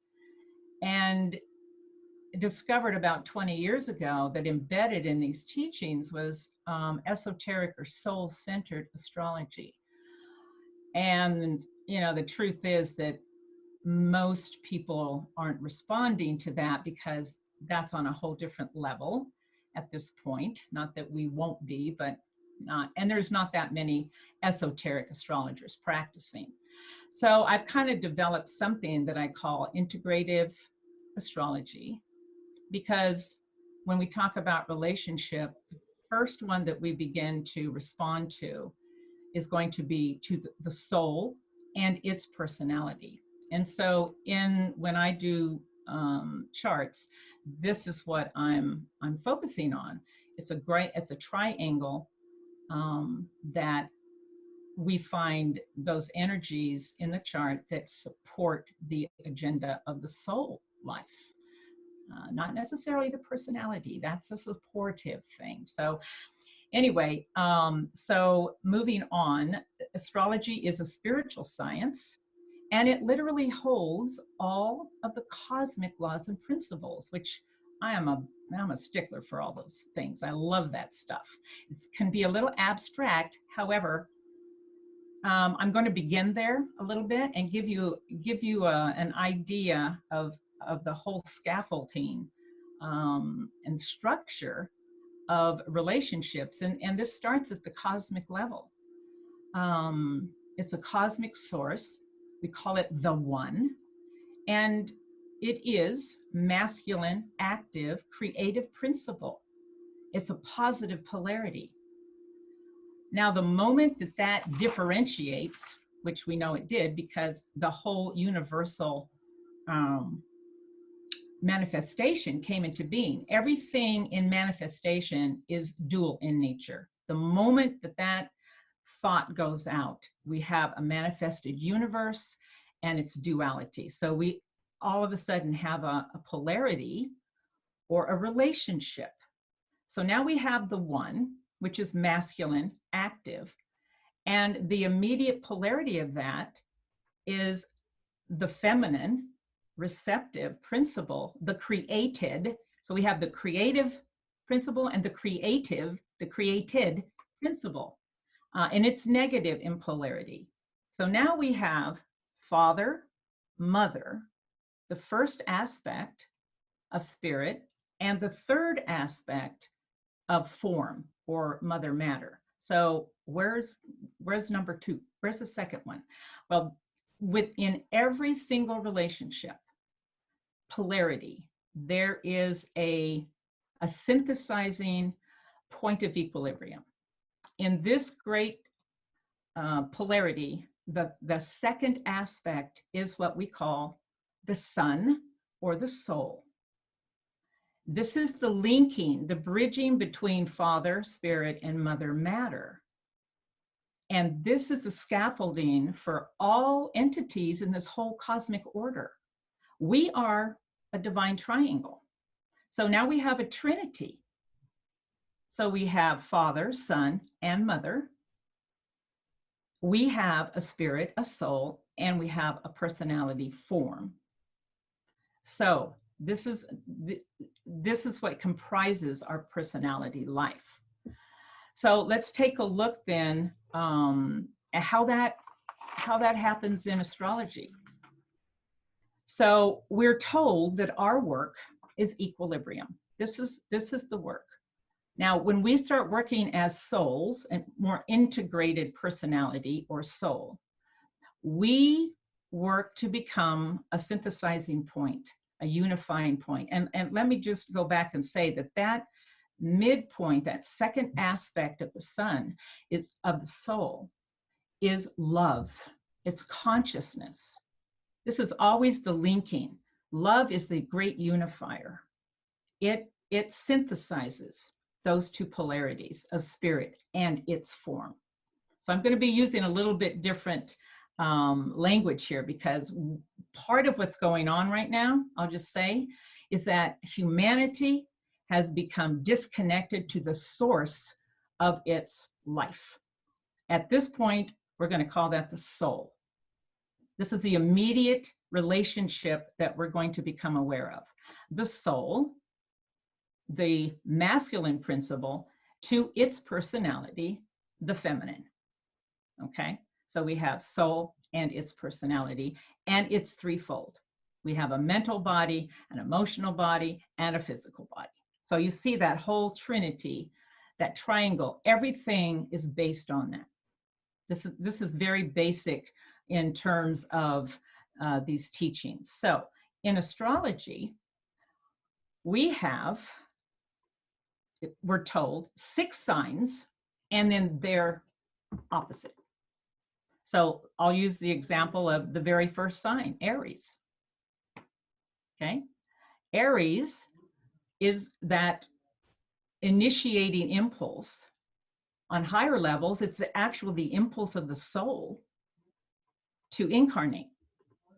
It's ruled by Mars, the planet of desire, the desire to be. So we have this impulse, it's consciousness, it's the great I am. Well, it's the first time as a personality that we begin to identify as the self. It's this first inner relationship, the self-identity. But that's just half the story. You can't be an Aries, use that Aries energy without looking to its polarity. And in this case, it's Libra. So Libra, the sign of balance and harmony and beauty, it is the epitome, let's face it, of that midway point, that point of equilibrium. So we have this very first relationship brought in astrology of the self-identity, and then identifying that self with another. So Libra is all about those personal relationships. Well, when you work with that polarity, you begin to, through consciousness and through bringing yourself into a point of love, you become that midway point eventually. That's the work. So whenever you have, those, so I could go around the wheel and that first 6 signs. So Aries and Libra as the first relationship, the first polarity in astrology. So it's kind of the epitome of all of that. So as we go along, we need to understand and have an awareness of the whole story. So I start by, I'm an Aries. Well, okay. But you're also Libra. You're Aries/Libra, or you're Libra/Aries. It doesn't matter. But you have to take a look. So if you know what your sun sign is, or whatever else you're looking at, whatever influence you're looking at, you have to look at the other side of yourself, because this will give you the whole picture, a whole awareness of the experience and then the expression of what this is. So let me just say that in this integrative astrology, I started to say, there is a triangle. We have the personality life, which represents the present nature of the consciousness of the personality. Then we have, that's the sun. So we have the consciousness. And then we look at the moon, which is the pattern of personality consciousness that is now subconscious. It's below the threshold. We call that an emotional response. So the moon rules the emotional body. So the whole work is to integrate these two.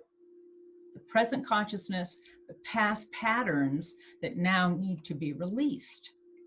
The moon represents for us what is no longer necessary, what we now need to bring. So we have to integrate those two. And in that, you have to look at the polarities within that.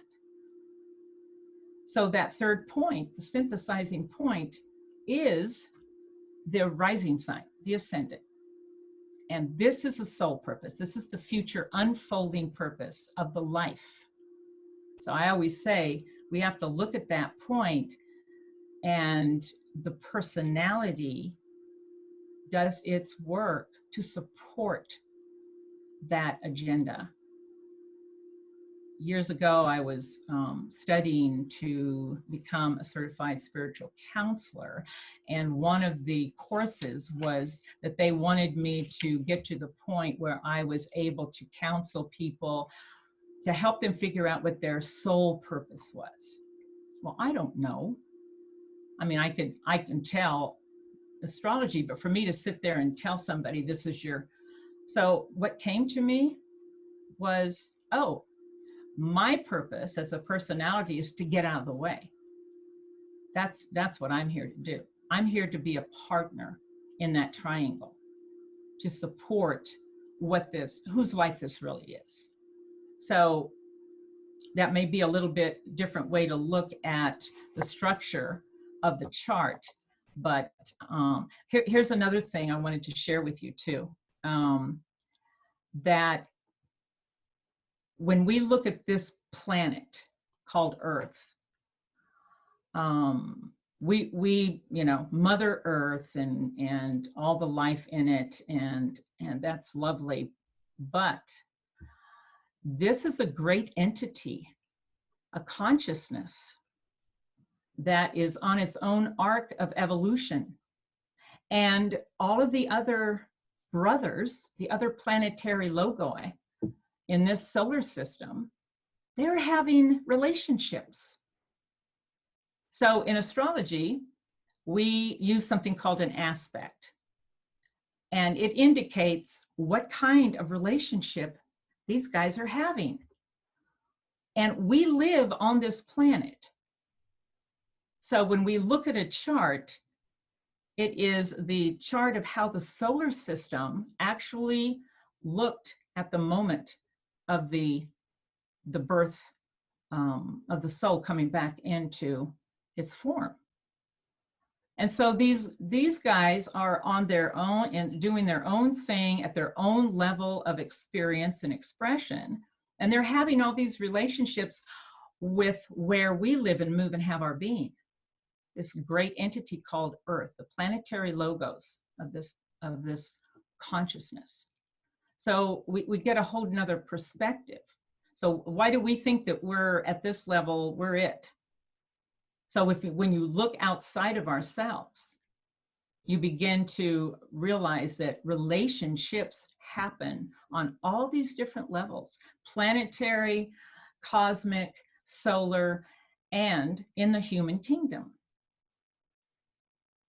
So we're trying to, part of what's going on right now is that we're being asked to step into what we are supposed to be, and that's the stewards and the guardians of the kingdoms on this planet, because we are self-conscious and we haven't done a very good job. But let me just say, there is a planet called Uranus. It's a transpersonal planet, which means that we can't handle his energy on a personal level.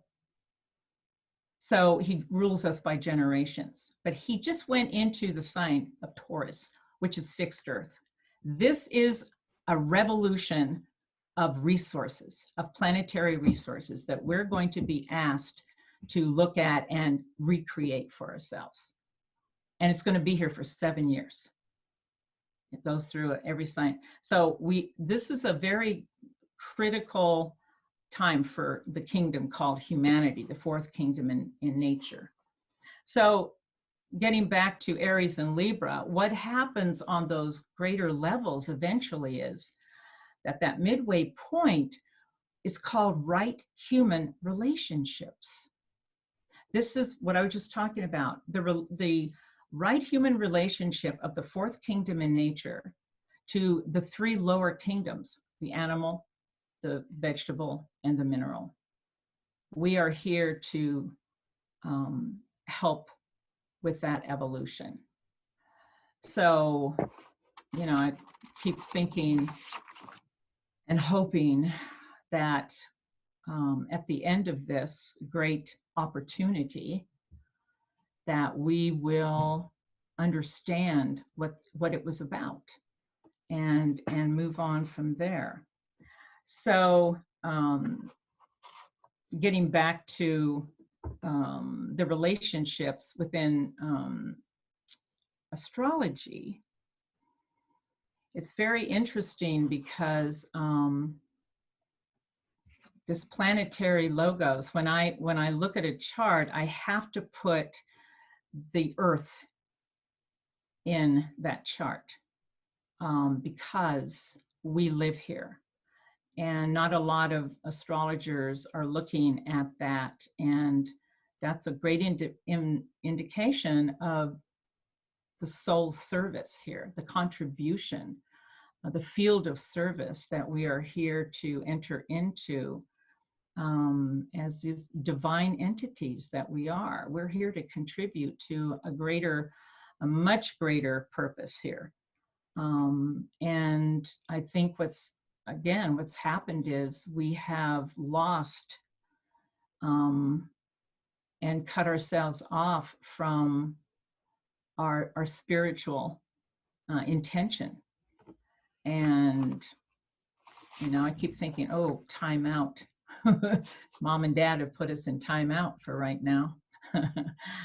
So it's interesting because when I was talking, so going back to that, that spiritual triangle, that midway point, the soul, in astrology, that the soul is represented by Mercury. And Mercury is so interesting because Mercury is the only planet that is not designated a gender or a polarity. It's neutral.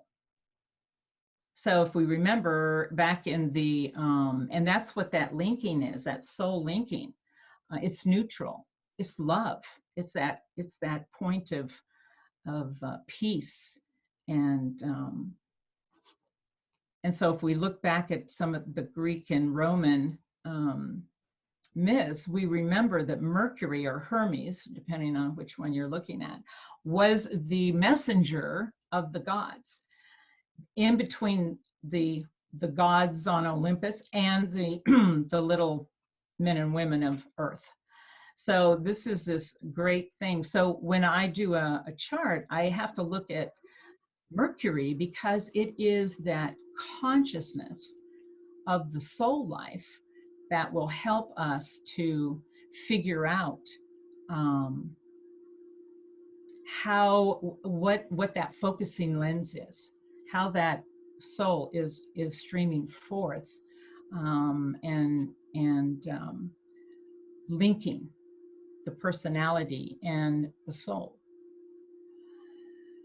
So I'm going to leave a few minutes open if anybody has any questions. But before I close, I would like to leave you with a very old prayer that just embodies this whole, it's a prayer from the personality to the soul. And it goes like this. Take me from darkness into light, from the unreal into the real, and from death into immortality. And that is the plea on the side of the personality life. Once that awareness of the duality begins to happen, we must begin our work, because there's nothing else to do down here in the Earth School, as it is called. And the subject here is love. How are we doing with that? I'm not sure. So I'm going to cut this a little short because, wow, this is such a heavy thing. If anybody has any questions for me, I would love to answer them. And say thank you. Hey, Bev, there was a request for the copy of that prayer. Would you maybe mind putting it into the chat? Sure. Chance, or we could always email it out. Yeah. And then a question about if you do readings for folks, and I would just like to speak to that. I recently had a reading by Bev, and it rocked my world. So if you want to talk more about what you do, Bev, that would be amazing as far as reading. Yeah. Yes, I do readings, and of course, I must say, Kai was at a place in her soul evolution that I love, because it's during her Saturn return, which rocks your world, definitely. And she just really stepped into that. And yeah, so I will definitely put that. Let's see. Can I see? I don't want to do privately. I want to put it out there for anybody. How can I type this right here, Kai? Go to where it says to. Yeah. Oh, okay. Never mind. I got it. Thank you, everyone. All right. Okay, so I'm going to type that up. And okay. I have to put my glasses on to do that, however. All right. So yes, this is very lovely. This is, I use this all the time.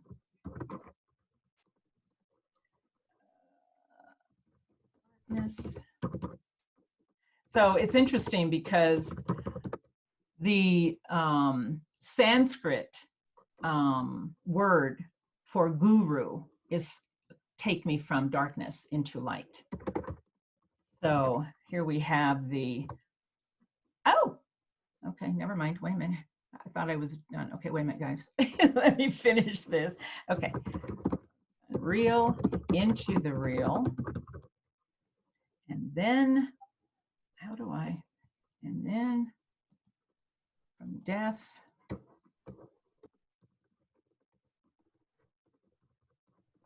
to immortality. Okay, there we go. So take me from darkness into light, from the unreal into the real, and from death into immortality. That just about sums it up, by the way. You know, I'll just say this. There's nothing else for us to do here but work and love. This is love. And I'm just going to throw this out because I love Paul, and I am so happy to be working with him. And BioTouch is the most amazing way to bring love into your consciousness, your life. And I'm not going to get on my soapbox because that was his thing, but it's all interwoven, all of this. And BioTouch is one of the ways I truly believe that we have been given. It's back here for us. So to use with each other. This is, you know, don't you guys find it very interesting? We're in isolation from we're separated from each other. It's almost like it's reinforcing for us where we've brought ourselves. So, you know, we've built this world.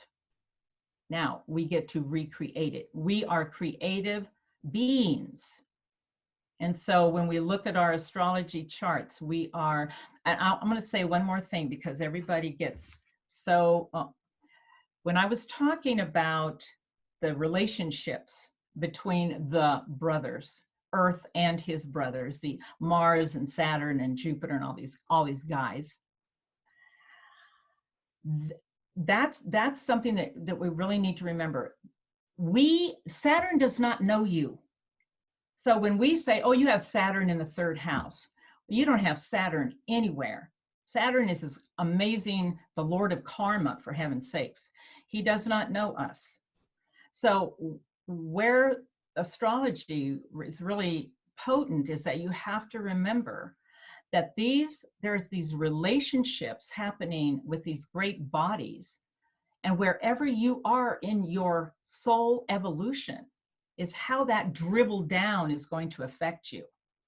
So when you have Saturn, the lesson giver for the whole experience of the life, that consciousness, that, and you have it in the third house, that is going to tell you as a personality where that awareness is going to come in and how that can support the soul in its life, So we're not having relationships with these guys. We live and move within this planetary logos, and he's the one having the relationship. So I just wanted to kind of throw that out there because that's maybe kind of a different abstract thought, but you know, we're not there yet. So there's all these different things. So again, I thank you very much. And Kai, thank you for having me. Thank you, Bev. Did you see that last question right there about how do we use astrology readings to make? Oh, to make decisions? I don't know, Kai, how do we? Hey, I'm no expert. Well, you know what, you have to look at the chart itself, because an astrology chart will tell, it's not a fortune telling, it is a pattern, a pathway that indicates where the soul's coming from, what it needs to let go of, what the challenges are, what the opportunities are. And you can make decisions or choices based on what that information is. And you know, you can really, it's a powerful tool. So, you know, I mean, there's a million interpretations, but I'll tell you, every single astrologer will agree that Aries is the initiating impulse. So it's interesting because when we have Mars, the ruler of, the personality ruler of Aries is Mars, and the personality ruler of Libra is Venus. Right there we have that iconic archetypal male female, so to speak, Mars and Venus, war and peace. So even within these energies, you're having, Aries is what? This great initiating force. It is the place where divine ideas reside.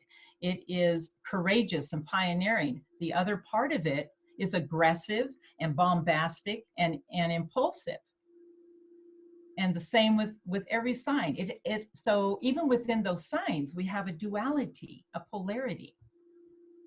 So we have to, it really benefits us when we do, and this is why I really emphasize the polarities in these readings, because we are not just that, we are both, half and half. And our job is to find that midway point, because this is the great law. This is the great law of polarity. So, okay, my time is up. Thank you, everyone. It was a pleasure to meet with you, and I hope to talk to you guys soon. Bye. Wonderful. Thank you so much, Bev. That was very insightful. You're welcome. All right, now we're going to jump. Oh, can't even speak. Jump on over to Kathryn. She's going to be talking about divine enlightenment. Very exciting.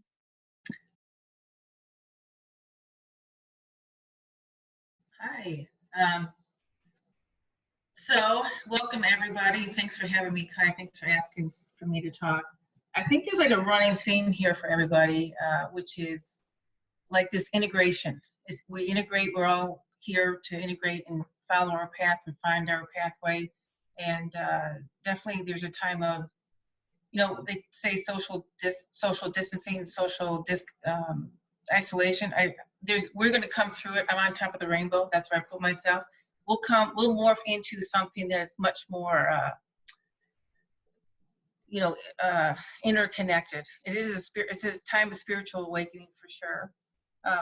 I take this as the universe is giving us a big time out to chill out. I have two computers. I'm not tech savvy, so I'm going to be going back and forth with my eyes, so I'm sorry about that. But so I met Kai through a Reiki class we took in the summer. Can you see my big face? Like I see your big face, Kai? Can you see my big face? Yes? Okay, great. Tech is not my skill. Okay, so Kai and I met doing Reiki class this summer, and then again in another conference. Meeting Kai to me is like the essence of that divine alignment, divine timing, divine order, and we connected, and here we are right now. So thanks, Kai. You have a good tribe around you, dear. So Kai said, what do you want, what do I want to talk about? And I thought, well, divine alignment, because that's really kind of like the spiritual mantra that my belief that we're here on a spiritual path. And I remember one of my children when he was little, he was about 7 or 8, and those guys are really spiritually alive kids, and we got to continue to cultivate that. He says to me, he comes in the kitchen, he says, Mom, when am I going to be divine? Oh my gosh, that just blew me away, that question, because that little guy had such deep thoughts and he's looking for a pathway to his divinity. I'm like, part of me was so excited he was going there, which he blew me away. the other part I want him to know was I was feeling sad, like, my goodness, buddy, you were born divine. We are divine, folks. We are. We have to keep the candle lit. Here's another. I'm just thinking of this candle that we have inside. I was working with a little kid. I'm a school social worker. I worked with kids since '86, and families and everybody. I love what I do, and I do what I love. But this little guy, he's on my computer. I'm on the computer a lot with my students these days, so that's why I wasn't fully into this screen the whole time. But he's squeezing the computer on the side. He is like, give me a hug, squeeze harder. So we are connected. I know this is a challenging time, but the connection really is a union with ourselves. And so divine alignment, you all have your own definition. This is what I have come up with. It's an interactive, fluid, ongoing, unfolding, living and loving process of self-discovery. And it's a tuning in for a tune-up. We have the opportunity to practice that every day. How do we tune in and tune up? Tune in for a tune-up. It's an intentional act of self-love and self-care. My background is a school social worker, but I'm bigger than that. You know, we're all here for the bigger purpose. But anyway, so how do we meet and greet our own selves in the day? And what's your spiritual mantra? Mine is, and I do this with my students and my clients, the light and love of me respects and honors. And I added this for all the technology we're in, and cherishes the light and love in you. So I have my students and myself, we practice that, and we end the sessions with that, just because how we start and how we end is we need to nurture the love within ourselves and others. Okay, I'm going to go over the parts of the self. So truly, this is like a list of things that I think about. This kind of like my template, but I'm also infusing this within to those that I work with. We have a responsibility to be compassionate observers of ourselves and others. So parts of ourself is our thoughts. That's like the bubble thoughts, like, you know, the cartoon characters or whatever. What are we saying to ourselves? Do we say it or do we think it? Second part, or the second, is metacognition. How do we think about our own thoughts? And that kind of it can relate to our inner coach, you know, with love, or our inner critic. So how do we see ourselves? Three is feelings. Outside, I can show you that I'm angry, or I can show you that I'm frustrated, but I'm really feeling, you know, what am I feeling on the inside? What message am I showing you on the outside, but what am I feeling with my inside? Do I feel scared? Do I feel worried? Do I feel alone? Or what? And so how do I comfort myself? And then how do I ask for comfort from someone else? Knowing, and I think, you know, knowing that no one can take away your discomfort, and we cannot take away anyone else's feelings of discomfort. Those are like the emotional boundaries. Fourth is self-talk, is what our inner dialogue, or the conversations we have with ourselves.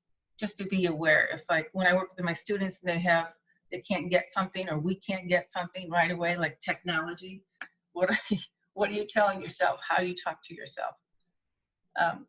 Body talk. That I know there's the body talk practitioners out there, but the body talk for me is tuning into your own body. So if I have a feeling that's uncomfortable, like I'm nervous or I'm afraid, where do I put, when I ask kids, and you know, where do you put your feelings? And they know where they put their feelings. I would stuff it way down there. And so then you teach that mind-body connection of, you know, when you're nervous, sometimes your tummy might, if you have butterflies, you might get headaches, or whatever that is, they tune in to their body talk. And they're intuitive. These little guys, the little kids are medically intuitive, and we have to give them that and that opportunity to know that. So if I'm walking with my students, I said, do you want to come to my office, or do you want to go to the gym? And they know. Oh, how did you find out? So you make that in that moment, that essence, their own presence, help them find that and affirm that. Their physical energy is just, where are you at? We're all feeling, I'm feeling extra little tired these days, sitting in a box. with my kids. I'd rather be moving around. Aura, what kind of energy are we giving out? And what message are we sending to others? What do we want other people to know about ourselves? Intuitiveness. I think that's gone under the wayside. I think we have to recommit to our intuitiveness because we live in a world that's so fast-paced and so external. I think that it's a gift in going inward and connecting to that. It's part of related. It's partly in knowing that, or allowing the place of stillness within ourselves, that it's complete quiet. It's not necessarily meditative, it can be, but we just actually unplug from the external. Because we look for that outside to feed us, but I think this is a great time to just retreat right now. Passion is another part of ourselves. So let your passions lead you. And I think that's why we're here. I mean, I know that's why we're here, right? We all have a higher purpose. Our mindset, so the mindset is a powerful tool that we have, and we align with it with a growth mindset. And that's where so during this time, we can live in fear and worry. So how do we make decisions that are from our strength-based decisions and not fear-based decisions? Because sometimes you can get afraid of letting go of the fear because you don't know the outcome. We're not meant to know the outcome. We're not that magical, you know, and that's okay. So the divine alignment is really my template, my premise is that we have parts of ourselves, and at any point in time we get to practice tuning in. So then that's just that self. And then what do we do when we are in relationships with, you know, people at work or people at your marriages or friendships, whatever. So that's another dynamic moving part of being human, right? So how do you align with others is how you kind of align with yourself. I feel like I'm talking a lot, but you establish a sacred boundary within yourself. So see yourself as sacred. And so you look at their PowerPoint position. So we stand in power. And I think this is time to reclaim and claim your power, define it. So yeah, let's say you go for an interview or whatever it is, or you have someone that you really not, you know, how do you see yourself standing next to that person? So for example, if you're interviewing someone, they're interviewing you, but you are also interviewing them. That's where you have that mutuality. It's not one up, one down, but we're in this together. So your PowerPoint position is how you see yourself and how you feel yourself around others. See that person, embrace that person, love that person. There's physical, personal space boundaries. We all have that. You know how some people get close and some people are further away, but respect your personal space and ask for that.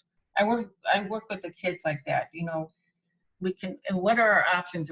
If our space is, you know, if we're not comfortable, we can do something. We can say something. We can do something. We can move away. But it's reclaiming that power, standing in your power. There's emotional boundaries, and you know, we can observe those emotions in ourselves, or we can absorb those emotions. So let's say there's someone else's emotions, and they're not, you know, okay, do you take that on? Is it yours or is it not yours? And I think that's really hard these days, is to not take on someone else's stuff sometimes, because when what we're hearing in the world right now, it's like this coming in to your psyche, or like, how do you detach from that? You know, protect your boundary around all of this stuff from the outside.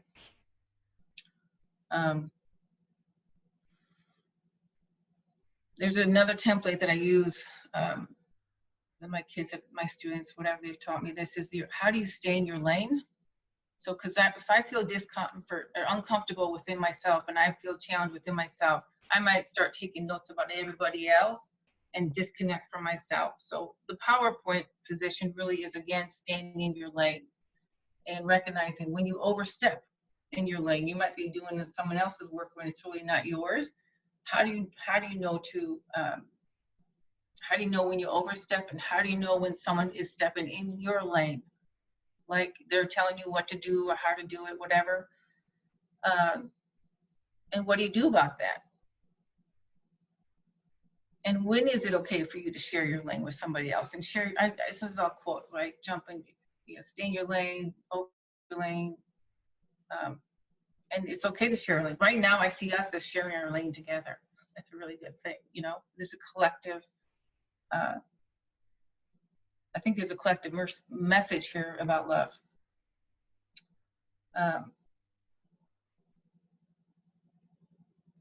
Comfort zone or out of our comfort zone. That's another kind of a tool that I use with the students and my clients. I know this is a lot of language, but it's also really coming straight from the heart.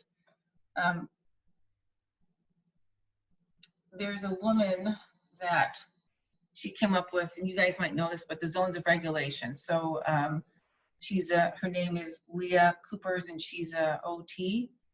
So kind of like the template the kids use or we use is there's 4 zones of regulation. It's just a visual cue. Red is like every zone has emotions attached to it. So red is the anger or out of control. Green is calm and I'm okay. Blue is tired and sad, and like yellow could be like frustration or nervousness. So again, however you decide to tune into yourself, how do you reset back to your calm, green, chilled out zone? And I call that restore from your core, because we want everybody else to fix me on the outside. I want this, I want that. But the real restorative piece comes from within yourself. And everybody's not really happy about that. I tell my students, I said, you know what? It's the train goes one way, buddy. He's like, well, I want it to come back. It's not going to come back necessarily. I think we are in this stage of a cocooning. We're in this cocooning, but we have the wings, and we're going to fly after this. We're flying now, and we got to continue to work together. We have to continue to support one another, and then hold the light and the love for the kids, the little kids especially. So that's what I have. I don't know if you guys have any questions. I'd be curious for you guys what your divine alignment looks like. What does that mean to you? And yeah, I'd be curious what you think of that. How do you align with your own divine self? I don't care if you guys want to say it, you like unmute yourselves or write it. Go ahead, it's fine. Well, I just first want to say that restore from the core, oh my gosh, that resonates so much. I'm gonna use that phrase for sure. All right, Kai, it's all yours, honey. Thank you. I guess what divine alignment means for me is just being in flow, like you were talking about, being in your body, being in flow. And you had some really good points there. I don't know if you have notes, but I'd love to, those points, maybe we could share it with some people. Okay. If anyone's not out there taking notes, I didn't have paper by me just yet, but I got a few things down. Yeah. And anyone else want to jump in? Also, I just want to say that that zones of regulation, if we look at, and this is where we're the compassionate observers, we can get emotionally dysregulated. We can get reactive. We can get physically dysregulated. But when we are physically regulated, and that's our immune system, that's our everything, all you all talked about today, is like we're more emotionally regulated. And it's a really vulnerable thing to come in when you know, and say, and so when I see my students, when I see my clients, whatever, it is not about what Kathryn has. Oh no, it's about me holding that mirror and help and seeing, having this person or that, whatever, see their own resilience, see and see that they come from a place of love. This is not of the ego. We're not meant to be of the ego right now. That's an old show, you know. You got to come from the strength of love and light. And yeah, so I'll keep squeezing my computer with my kids. Oh my God, it was hilarious. See, they teach me so much. Yeah, this is an exciting time. I know it's a scary time. There's a lot of, and I think language has power. So, you know, is this a crisis or is this a rebirth? There will be loss. There will be stressors like no other. But be careful, I guess, of the language we use during this time. So my blessing for you is that you are present to your essence of who you are. There's always opportunity in crisis. Yes, there is. Yeah.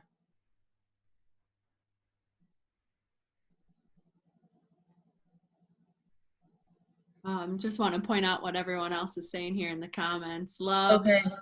love that Paul says, I use BioTouch, I swim and eat pizza. Yeah, those are amazing. There you go. Yes.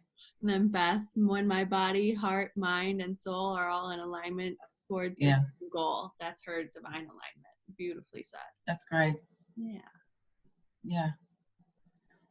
Anyone else feel like sharing? Oh, yeah. There's always opportunity in crisis. Very true. Definitely something we need to connect with right now. Then Yvonne, I connect to God through prayer and gain my foundation and push forward. Definitely. Yes. Yeah. I have this thing on that I want to read to you. Let go and flow. Just be. No resistance needed. I see that. You are cradled by the divine at all times. The moment you surrender, things will begin to align in your life. You deserve peace. Like this just came today, folks, you know? So that's like a gift. Just saying. The hardest thing, though, about this all is really detaching from the outcome. It's really, that's really where it's at, is being present in the now. Because if we start worrying about what the future is, that's where our anxiety and the stress go up. But if we know now, right in this moment, all of us collectively right now, we're good. We're here. And we're grateful, right? I mean, yeah. Thanks, Kai, for pulling us together. It's so great. I just wanted to say, Amanda said, when I spend time with family, a little jealous. I wish I was more aligned when I'm with my family. Not that I don't love them, but yeah, it's beautiful. Yes. We are trained 100% to focus on the outcome, and hopefully that's the shift we're going through right now. Yes, so thank you so much. Powerful words there. I'll go ahead and put your website in the comments if anyone wants to check you out. Okay, thanks, Kai. Thank you so much for sharing what you're doing with your students. A lot more teachers, and I know there are great teachers out there, but if all teachers were doing this kind of work with their kids, we would have a better tomorrow, I think. So thanks, Kai. Anyone have any questions for Kathryn before we jump to waves of love? Alrighty.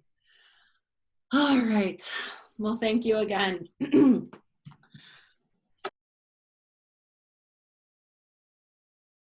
So I just want to take a moment and thank everyone that's been here.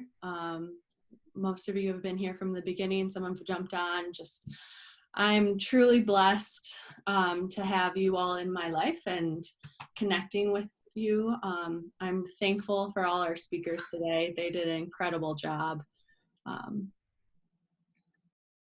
Yeah. All right. So when I was told by Spirit that I'd be doing this event, I was told that it was going to be for everyone else and not myself. And then finally Spirit gave me what I would be talking on. So I hope you enjoy it. For those who don't know me, I'm Kaileen Cox. I am an intuitive healer. I have many learning disabilities, so if you would have told me when I was a child I'd be speaking and it would be my passion, I probably would have laughed at you. So I'm just excited to see where this all unfolds. So what I was told to talk about today was all about how to show your self-love. I think it's critical at this time that we start focusing on ourselves, and there are so many different ways to show ourselves love, and I'm just going to touch on some, but you know, I want to say first off that whatever resonates with you, wonderful, please keep it, you know, hold on to it. And if anything doesn't resonate with you, just let it go. These aren't, you know, commands. They're just ideas of what might help you. And if you want to grab a piece of paper to maybe note down what you find helpful to implement them into your life, go ahead and do that now. Makes it a little more fluid when we have it written out and we are, you know, saying to the universe that we're going to start doing these things. All right. So what is waves of love? It is completely surrounding yourself with pure universal love. It is the highest vibration we are currently seeking, whether we know it or not.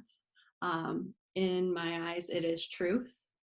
And the beauty of it is only stopped by yourself, which is a great power, because then you know that if you show yourself love, you can show the whole world love. So before I get into the strategies, I just want to say that where you are right now is perfectly unperfect. In no way am I saying you must follow it. All you need to do is love yourself. All right, so here are some strategies of how to show yourself love. Of course, you know, there's the idea of self-care, which involves massage, facials, you know, all these things that we can't do right now. We can, of course, do self-massage and all that, but I want to focus in more on a spiritual level, and what it means to surround yourself on also the mental, physical, and spiritual levels. So again, you know, this is a trial and error process. Some things might resonate with you and some simply won't. So please honor that. Right now, my wish for everyone is to start really tapping into their intuition. And by listening to what your body wants, that's the first step. So first, we have to think about how we talk to ourselves. You know, it's pretty common to have a negative self-talk, which is so sad because, you know, society kind of teaches us we always need to be bettering ourselves and we're not good enough just the way we are. But I want to say very clearly, you are good enough. You are pure love. So you don't have to worry about what others think. It's all about what you are focusing on. So part of this can be done through changing how you talk to yourself. One process that I started getting into is I look in the mirror and say 3 things I love about myself. You'll notice that I do a lot of things in threes, but so like if I was to start today, I would say I love my smile, I love my eyes, I love my heart. Those are 3 things that I truly love about myself. So if anyone out there wants to put in the comments what they love about themselves, I would love to see that. You know, you're kind of honoring it by speaking it to the world. yeah, and of course I can't see everything all at once, but anyways, and then also the negative self-talk throughout the day, like, oh, I can't do that. Well, why limit yourself? Let's release the words like can't and should, I should have done this, take away the self-shame. Ooh, Caitlin saying I love my hair. I love your hair too. It's gorgeous. All right, so then I want to talk about your physical surrounding and your auras. So the goal here would be to surround yourself with high vibrational things.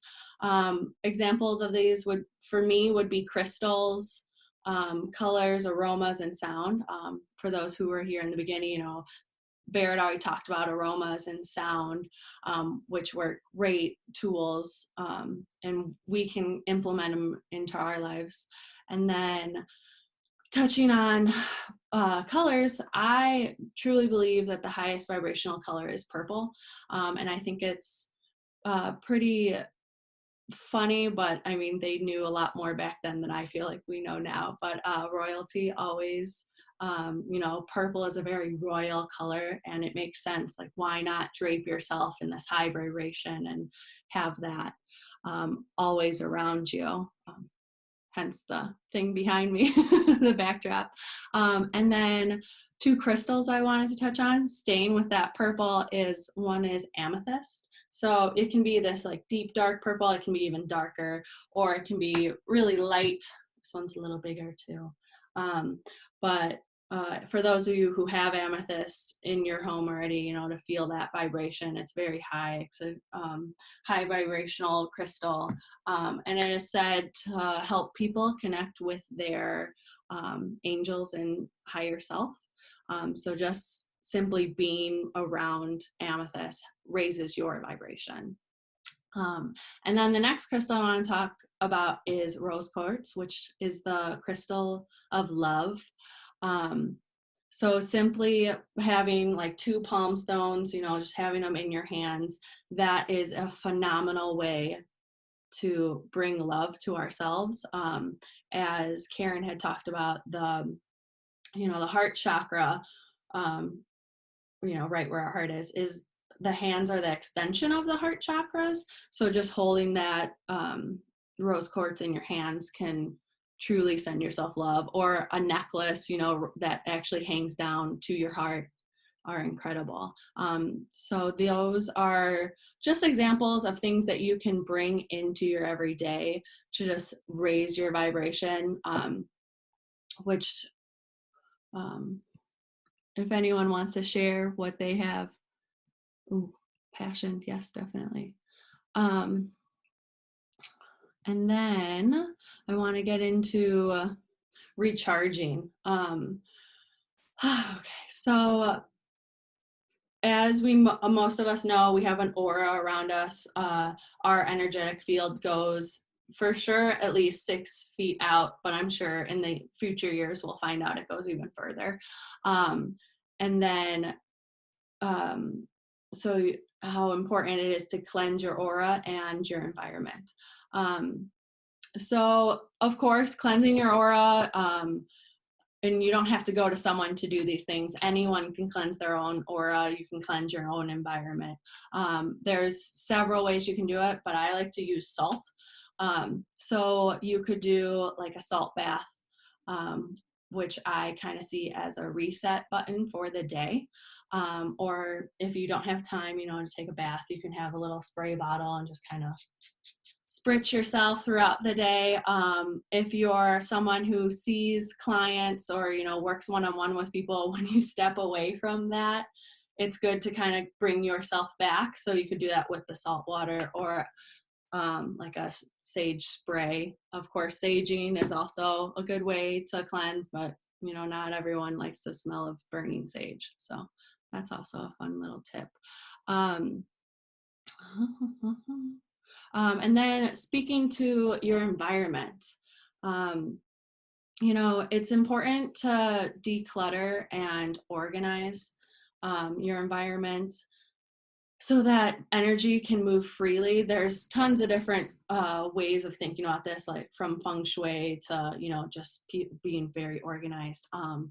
But just having that sense of free flowing can really help your vibration, and is a way to send yourself love, because then you're not being bogged down by other people's energies, or energies within yourself that maybe aren't helpful to you. Alrighty. And then the next way to show yourself love, which might seem silly, but is about accepting gifts. Now, I know so many of us are like, yeah, I'm good at accepting gifts. But if you're true to yourself, a lot of times it's hard to accept something freely and not have this connotation that you have to give something back, or you have to be so thankful. To just, being thankful, of course, is important, but it's not this idea of one, like, now they have one up on me, which it is kind of how our society has taught us to be. So really being open to accepting gifts is a way of sending yourself love. So one way that you can practice this is by saying to the universe, today, I would like to be given a gift, no matter how big or small. I want something that speaks to my soul, so I know it is a gift for me. This is a really fun exercise, because you never know when the gift's going to come into your life or how it's going to come in. It can be as small as a tiny little feather, or like a pebble that you find. But any way that the universe can bring something into your life and you can accept it and then be grateful is truly divine. Let's see. And then also giving yourself gifts, which I know when you think about, well, I bought it for myself, so I wasn't really surprised, but it's fun to go out and shop and not know what you're going to get yourself, what's going to speak to you that day. Not saying, it's something you have to do every day or anything, but every once in a while, it's just so beneficial to send ourselves love by buying like a little plant or flowers when you're out, just to really spark your soul and add that vibration into every day. Just like you would while dating someone else, surprise yourself and get yourself a little gift.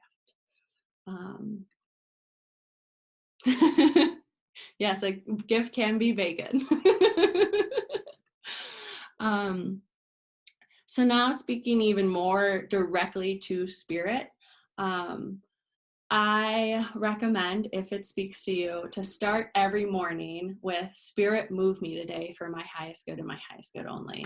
I started implementing this like 3 years ago, I would say, and it is incredible what vibrations can come from that and what love you give yourself by moving through, the divine, the higher, something higher than yourself. And I find it really beneficial to take notes of what spirit moved you to do, to see what brought you joy, and to see how that develops over time. Alrighty. Okay, yes. So that phrase to start every morning with is "Spirit, move me today for my highest good and my highest good only." And of course, if something else comes to you that's along the lines of "Spirit, move me," perfect. Use that. There is no wrong or right. There's a right for you. All right. So then,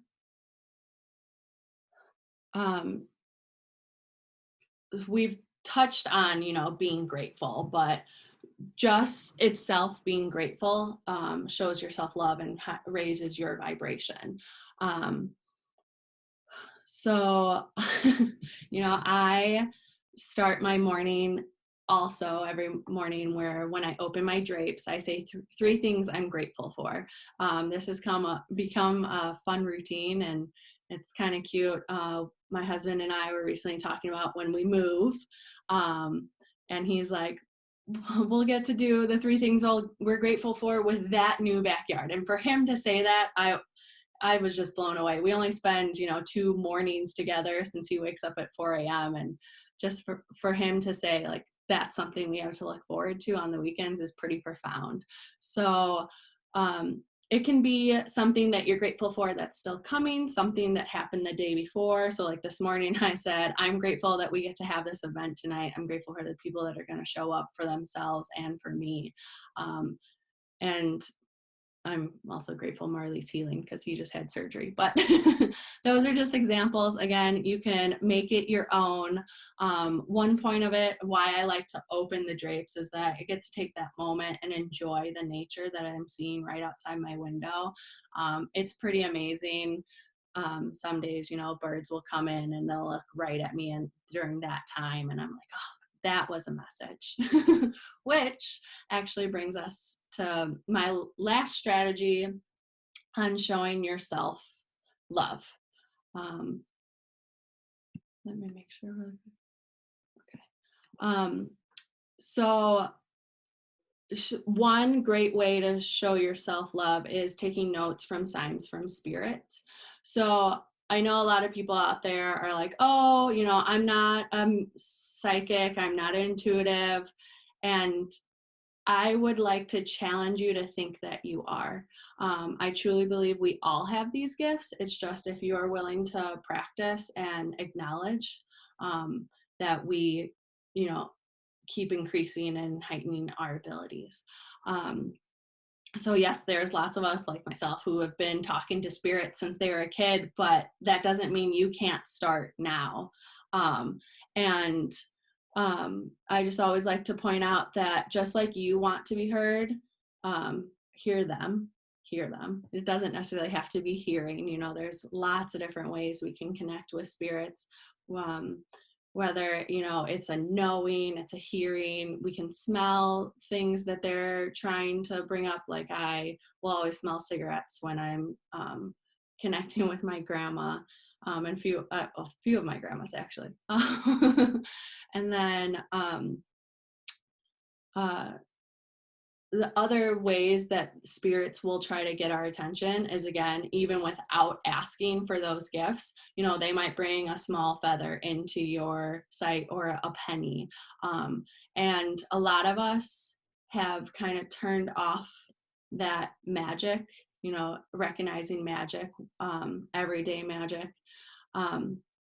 But, once you start to notice it, it surrounds you. And it's a pretty powerful thing. And there's just so much love. There's unconditional and unlimited amounts of love that, it's not a selfish thing to, pick up that penny because it's for you. It's a sign for you. And, when that penny's ready to go on to someone else, I believe it will leave you. There's a lot more going on in our realm than what we're noticing. And, as we raise our vibration, we become more aware to these things. Does anyone have any questions about connecting with spirits or anything along those lines? Or I just want to say that my mom passed away in January, and maybe like 6 months ago-ish, 9 months ago, I said to my mom and dad, my dad's 91, my mom was 87, and that age they don't talk about dying, right? They don't talk about death or dying, and the elephants in the room. So I said, Ma, Dad, when you guys die, you just make sure you send us some signs, and and make sure that sign is just really obvious for me, because I'm going to need, so, I said, Ma, you got to, she's got a one patent answer. I said, Mom, you've got 9 kids. You got to make sure each one is unique, So anyways, yes, there are signs. And so when I go out to my dad's, I see a cardinal, and that's my mom, yeah. But that's another spiritual platform that we have, that connection to our ancestors. Yeah.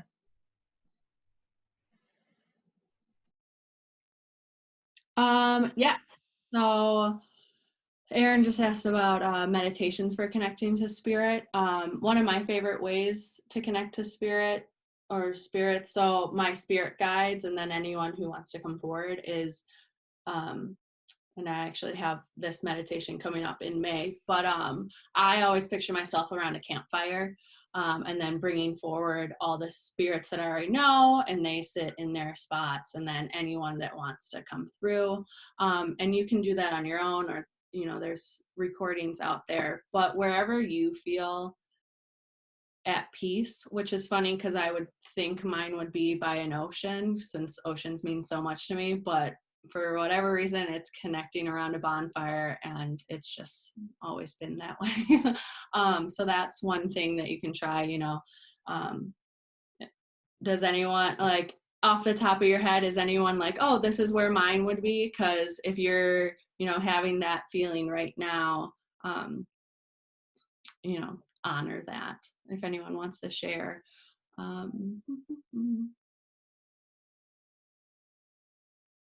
No. All right. So my wish for everyone is to first get rid of this, I'm not intuitive. You are. Everyone is born with intuition. Everyone is born with a higher self. Bev talked about, our connection, how we got here. And it's just practicing. And then love yourself unconditionally. There, gave some strategies. There's so many more out there, but taking that time to actually love yourself, you have to, how many times can we say this, but you have to fill your own cup before you can fill others. It's just so key. And then, so all these strategies, of course, raise your vibration, send yourself love. Your frequency is increased, and that vibration emits the world. So you, by loving yourself, are ultimately changing the world, and our world really needs this right now. When we start to notice how spacious we can be, then we can live in love. Let's see here. As you guys can tell, I'm pretty blind, so reading the little things. Oh, thank you, everyone. As long as no one has any questions or anything, I just want to wrap up and say thank you so much for honoring yourself and honoring us with your time. Thank you to all our speakers. Everyone did incredible. There was a lot of information tonight. Just very grateful for everything. Thank you all so much. Pouring in love. Thank you. We'll go ahead and end the meeting, and we're gonna have future events. If you're interested, anyone that wants to sign up for future events can go through my website. Of course, you can go through anyone that invited you to this to get future information, but that's always a good way. So thank you, thank you, thank you. And I love you all, and love yourselves.